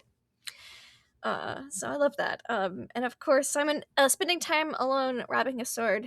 That was just that quiet alone time, and my brain went. The fan service scene there. Yes, the fan service sword wrapping scene. I guess I'm gonna have to use my whetstone next time. Ooh, yeah, you don't want to use your tri-stone. Just commission that art. That was good. And then Ezra running interference for the Avonians, but also being like, next time you should do this for Justicia, and Justicia having no idea, because I don't think anyone's told her. And it's just like, oh, they are friends. It's a questionable friendship at times, and as far as how they met and how far back their history goes, because he's not that old and she is. But you know, I think they might have to have a quick, chaotic, neutral conversation next week about stuff. And so, and of course, Trooper, my love for you is just cool cloud stuff. I liked the rain. I liked the golden cloud. And Justicia's like, I guess this just happens every time because no one told her otherwise and she didn't ask any questions. So she's like, wow, it's like a big. The religion stuff really does hit big here, I guess, is what Justicia's takeaway for all that was. So thank you for that. And my sweet, sweet ignorance. You can find me online, being hopefully slightly less ignorant. You can find me next on Wednesday on my channel for my Call of Cthulhu Dark Ages game, Nightmare at Vesterbruce, where it's You were managing like 9 players. I was shocked. Yes. I watched a little bit of that. Oh. That was I impressive. saw you in chat. Like the way you ran that table. Thank you. I do try. I have so many because I'm making death permanent in that campaign. So when you die, you're out. Like you're gone. So we're gonna see how many players we finish with. We're not making new characters. It's an experiment I'm doing, and I'm having fun with it. And I'm gonna be sad when any of them die. Besides Trooper, who was my secret sacrifice, which was sad, but it was also delightful because we knew it was gonna happen. They didn't, but we knew. You can find us for that, where they're in the Great Library of the Dreamlands, and some of them learned some nice positive things, and some of them learned some other things, and some of them were like, we should leave. We need to not be in this library right now. Some people melted. Books were read. Information was forcefully pressed into some skulls. But then also some good things were learned, and a lot of studying of a variety of types happened. And you can find us again, not next week, but the week after, Monday, Tuesday on my channel for our new Dryland Diaries campaign and Ghosts of Saltmarsh, where they're going to be at a party, and that's going to be fun and only good times, and much less than 9 players. It's only 4 players, so it's a little more intimate, a little more deep into the RP, and that's me. Oh, you know when you're playing with really great people and they do really great things, then all of a sudden you're like, oh yeah, that right there, that's going to happen now. And that'll be delicious and juicy because you all make such good choices. And then I was like, oh, but your world, like you're so good pitching in with the world building. Oh, I'm gonna have to tell each and every one of you something later. But dear audience, I gave them all their rumors. They have all of their rumors, and they may be related to various random things or nothing at all. And I'm sure whatever it is, nobody's a liar. There are no deceptive trickster gods. Nothing is bad. There's no bad implications about anything at all, and everything will be fine. I'm going to read out the messages from chat right now first, because they make me happy. Thank you for all who have given us tips and bits, and we have some messages. Our first one is from Roller300, who says, a wild diamond bag appears. Try not to sell your souls so quickly, adventurers. It may upset a mysterious penguin on the other side of the map. They should definitely sell their souls. I have some suggestions. I wouldn't worry about penguins, mysterious or otherwise, or taxidermied or otherwise. There are other things to worry about. I think you should worry about gods that are being tortured. You know what I mean? They should be helped out. 500 bits came from Hawkeye, who's amazing. Help chain gods. Who says, our wanderers return. Still serving the old gods? The new and improved gods? Demigods? Semi-hemi demi-quaver gods? Please, complete our notes. You know, Hawkeye, we should talk later about the gods. 100 bits from Pope World Build, who says, thank you all for this fantastic tale. Wishing you all a lovely and safe weekend. Thank you, Pope. And Pope, I'm hoping that bachelorette party does not go badly, for PB's sake. And then we got 100 bits from Pope World Build, again, who says, ooh, cheering for the Scorpions to eat at least one of the Avonian nights. Sadly, must wait a week. Please, all of you, stay safe and look out for one another. Also including the Avonian Knights. I do have something to tell you all in a second. Also, Dren says, thank you, Dren. 100 bits from Dren, who says, if only my RP tables would have this much interaction. These sessions are great. I am lucky to have the best players. So, let me start with my love. The first love that I would love to give you all is there are fatigue rules for traveling in the desert, and they really hit. Guess what types of situations give you fatigue? It's my present to you all, by the way. This is bad love. Sleep interruptions? Like middle Plate of mail. rest? Plate mail. Oh. Yeah. Yeah. Plate mail means you need more rest. Otherwise, it's not great for you. Now, my understanding is that nobody here is wearing plate mail, so that's my present to you, but some people are. So my present to you is that I also can be evil to our NPCs because they're the ones playing plate mail. That's their fault, not mine. They made that choice. It's not Obviously. I would like to go and give my love, top of the list, to Lindy. Lindy, you know, you are a joy to play with. I have played with you multiple times, and I love playing with you. And what I thought was really interesting, there was this moment where I saw this kind of interesting, complicated feeling of guilt when it became clear that the nobles were like going to maybe harass you a little bit less because, well, you are an elf after all. And then they were like, oh, Synnomin's a human. And there was this like look of guilt, like, yeah. And like, how do I run interference for them? Like, what do I do here? And it was like, you didn't say anything with words, but I saw it in your face and in your gestures. It was really good. And I was like, oh, that is some like survivor's guilt. And like, how do you manage this situation? And I thought it was really wonderful. And I'm really looking forward to see what you do with that. And I also the look on your face when the Avonians passed out, because they're fatigued and also drunk, really good to do in a desert. That look of like, of relief on your face was also wonderful. You did such great nonverbal work today. I have to just give you big props for that. It was really well done. I would like to give props to PB for the like, you're doing this like this really, first off, like, you two as a couple are just adorable, but also the kind of protectiveness and a little bit of jealousy. Like, what is that about? Like, you've brought it up a couple times, and each time you do, it's this really nice depth. Like, you're bringing this depth to your character that is. So who is that Doyle? That guy? Yeah, anyway? yeah. Who is that? Like, what is that about, right? And it's just this really subtle thing that is like not big and showy, but it's like deep, and it is also really nice because it's going to. And I was just like. I was like, oh, is Malinalli going to find out that Doyle said that Marduk should go and give that blessing to Justicia? Because I bet she won't like it. I wonder if that's going to happen. Like, oh, these like little moments. I was like, oh, this is juicy. Like, I see the dynamics, and that's all because of the great work that you're doing, all of y'all. Ezra. So sometimes you have to make a roll, right? But sometimes there are secret words, like, you know, like Pee Wee Herman had the secret word, and if you say it, then you scream. Sometimes there are secret words that I know what they are, and if you say those secret words, you don't need to roll for it. And one of those secret words for our Avonians are, if you're a real knight with a really big sword, you'll run up there first into danger. And I was like, oh, don't have to roll for that one. Now that's done. Because that's exactly their weakness. And what, like, I was like, yeah, well, they're gonna do that now because that's exactly. Like, because every NPC's got a little bit of like a thing, you know, their wants, their needs, their situation. And if you hit on those things, you just don't have to roll for it. That is just what it is, because that is their psychology. And you hit their psychology just right on the head. You hit that one thing, their weird ego thing where they have to, as cavaliers, they just have to do that. No matter that it's probably not a good idea with all of them, right? Like, it's just not a good, but you said it. And I was like, yep. That's it. And I want to give you love for keying in on just the button to push with them.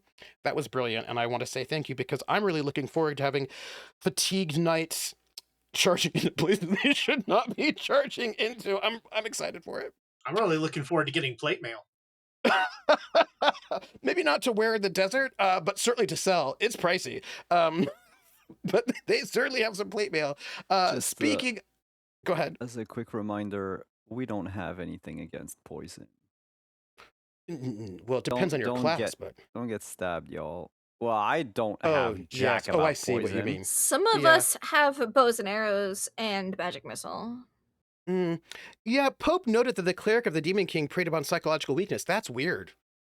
Like, what kind of demon king would prey upon psychological weakness or tempt people? That's weird. I don't think that would ever happen. I already explained that my communing with my god every morning is finding out exactly where you are on a ranked hierarchy of every cleric of the Demon King and being told all the things you've done wrong that day. Oh, That's how I get my spells. yeah. Ooh, love it. Speaking of spells, Simon, you know what? This was such an interesting session for me because everybody was doing really amazing nonverbal work, right? Like there was all this amazing stuff where you could just see like these gestures and these attitudes, and Marduk's like, I don't like how you're looking at Synnomin. I don't like it. Like just like the sort of like the presence and the way that you said that you were going to kill them, and they had no idea what you were saying because they don't feel like they need to learn other languages. It was so good. Just the tone. It was so good. I was like, this is giving me all the life as you threatened to murder them, and it made me very, very happy and joyous. Of course, the religious ceremony was so good, but just threatening to kill them was just giving me the life for that evening. I loved it very much. Speaking of life, taking some, giving some. You know, Nugget. Gonna give you some love. What I liked was the question you asked about. You're like, wait a minute, though. When you were like, when you realized that the guide was not going off because of Marduk, you were like, wait, and I just saw all the wheels turning. And I always find, a player, like there's a certain brilliance when a player asks you the right question. Now, I'm not saying there's only one right question, but like when they ask that question, you're like, oh, that is a very thoughtful question that is going somewhere very interesting. And you just gave me that question that just gave me all like the happy joy feelings as a GM. Because it was like, that's the question, all right. That's the one. I love that. I love when people ask just the right question. And so all of you all are amazing. I want to thank you very much. And I'm really excited for some giant scorpions. Tomorrow, maybe, but I also was enjoyed as a group when you all forgot to set watch. Loved it. Welcome to AD&D 1E. Next time, maybe watch. But we'll find some scorpions next time. I'm also said excited. It was a good omen and some shit. I figured the gods are watching over us. We can afford to, Sure. Justicia is a new adventurer, doesn't know about setting up watches, except yeah. from reading it in books, and you can't trust everything you read in books. So I assume the people up with the vantage point we're gonna keep watch, but that's fine. We all assumed. This is a big lesson in communication for our group as a team, and I love that we're experiencing that. Winds of change, my friends. I'm also very excited that you're keeping track of where you think you are on the map, and let's hope that you're right. You have basically 3 more rounds before you get to that Gray Pyramid, hopefully, and we will find out there. That makes me joyful. You can find me today's Friday. You can find me RPG wise. I think the next time you'll find me is here on Friday. So come and see me for more of this when they're gonna go and have some fighting with some scorpions who are not skeletons, and it will be fine. Giant scorpions who like gemstones. Good times. And it'll all be something. I would say it'll be fine, but I don't know if that's true. But it'll all be something. And we can see how fatigue rules work. Not for you all, because you are not. 3 of us are going to die and become the Avonians. I mean, there are Avonians here for you to become. I would hope if people die, it is on the Avonians. Cavalier. You got 2 Cavaliers. Squire Cavalier, Big Cavalier, and then Pick Me. Look, those are your 3, right? The Pick Me fighter. Oh no, I Cavalier. changed my mind. I want to be the Pick Me if I die. Okay. Yeah. And I'm troopersjp. So thank you, everybody. I don't know what our title is yet, but something good. If you have a title idea, let me know. And thank you so much for being here. You all are amazing. And we will catch you all on the flip side next week. They go into battle. They battle some giant scorpions in the desert. By the way, you all did very well, rolling very well with me not having random encounters. Only 2. So that was good. Let's see. And 1 was positive. And 1 was positive. And then you had the meteor storm. Bye, everybody.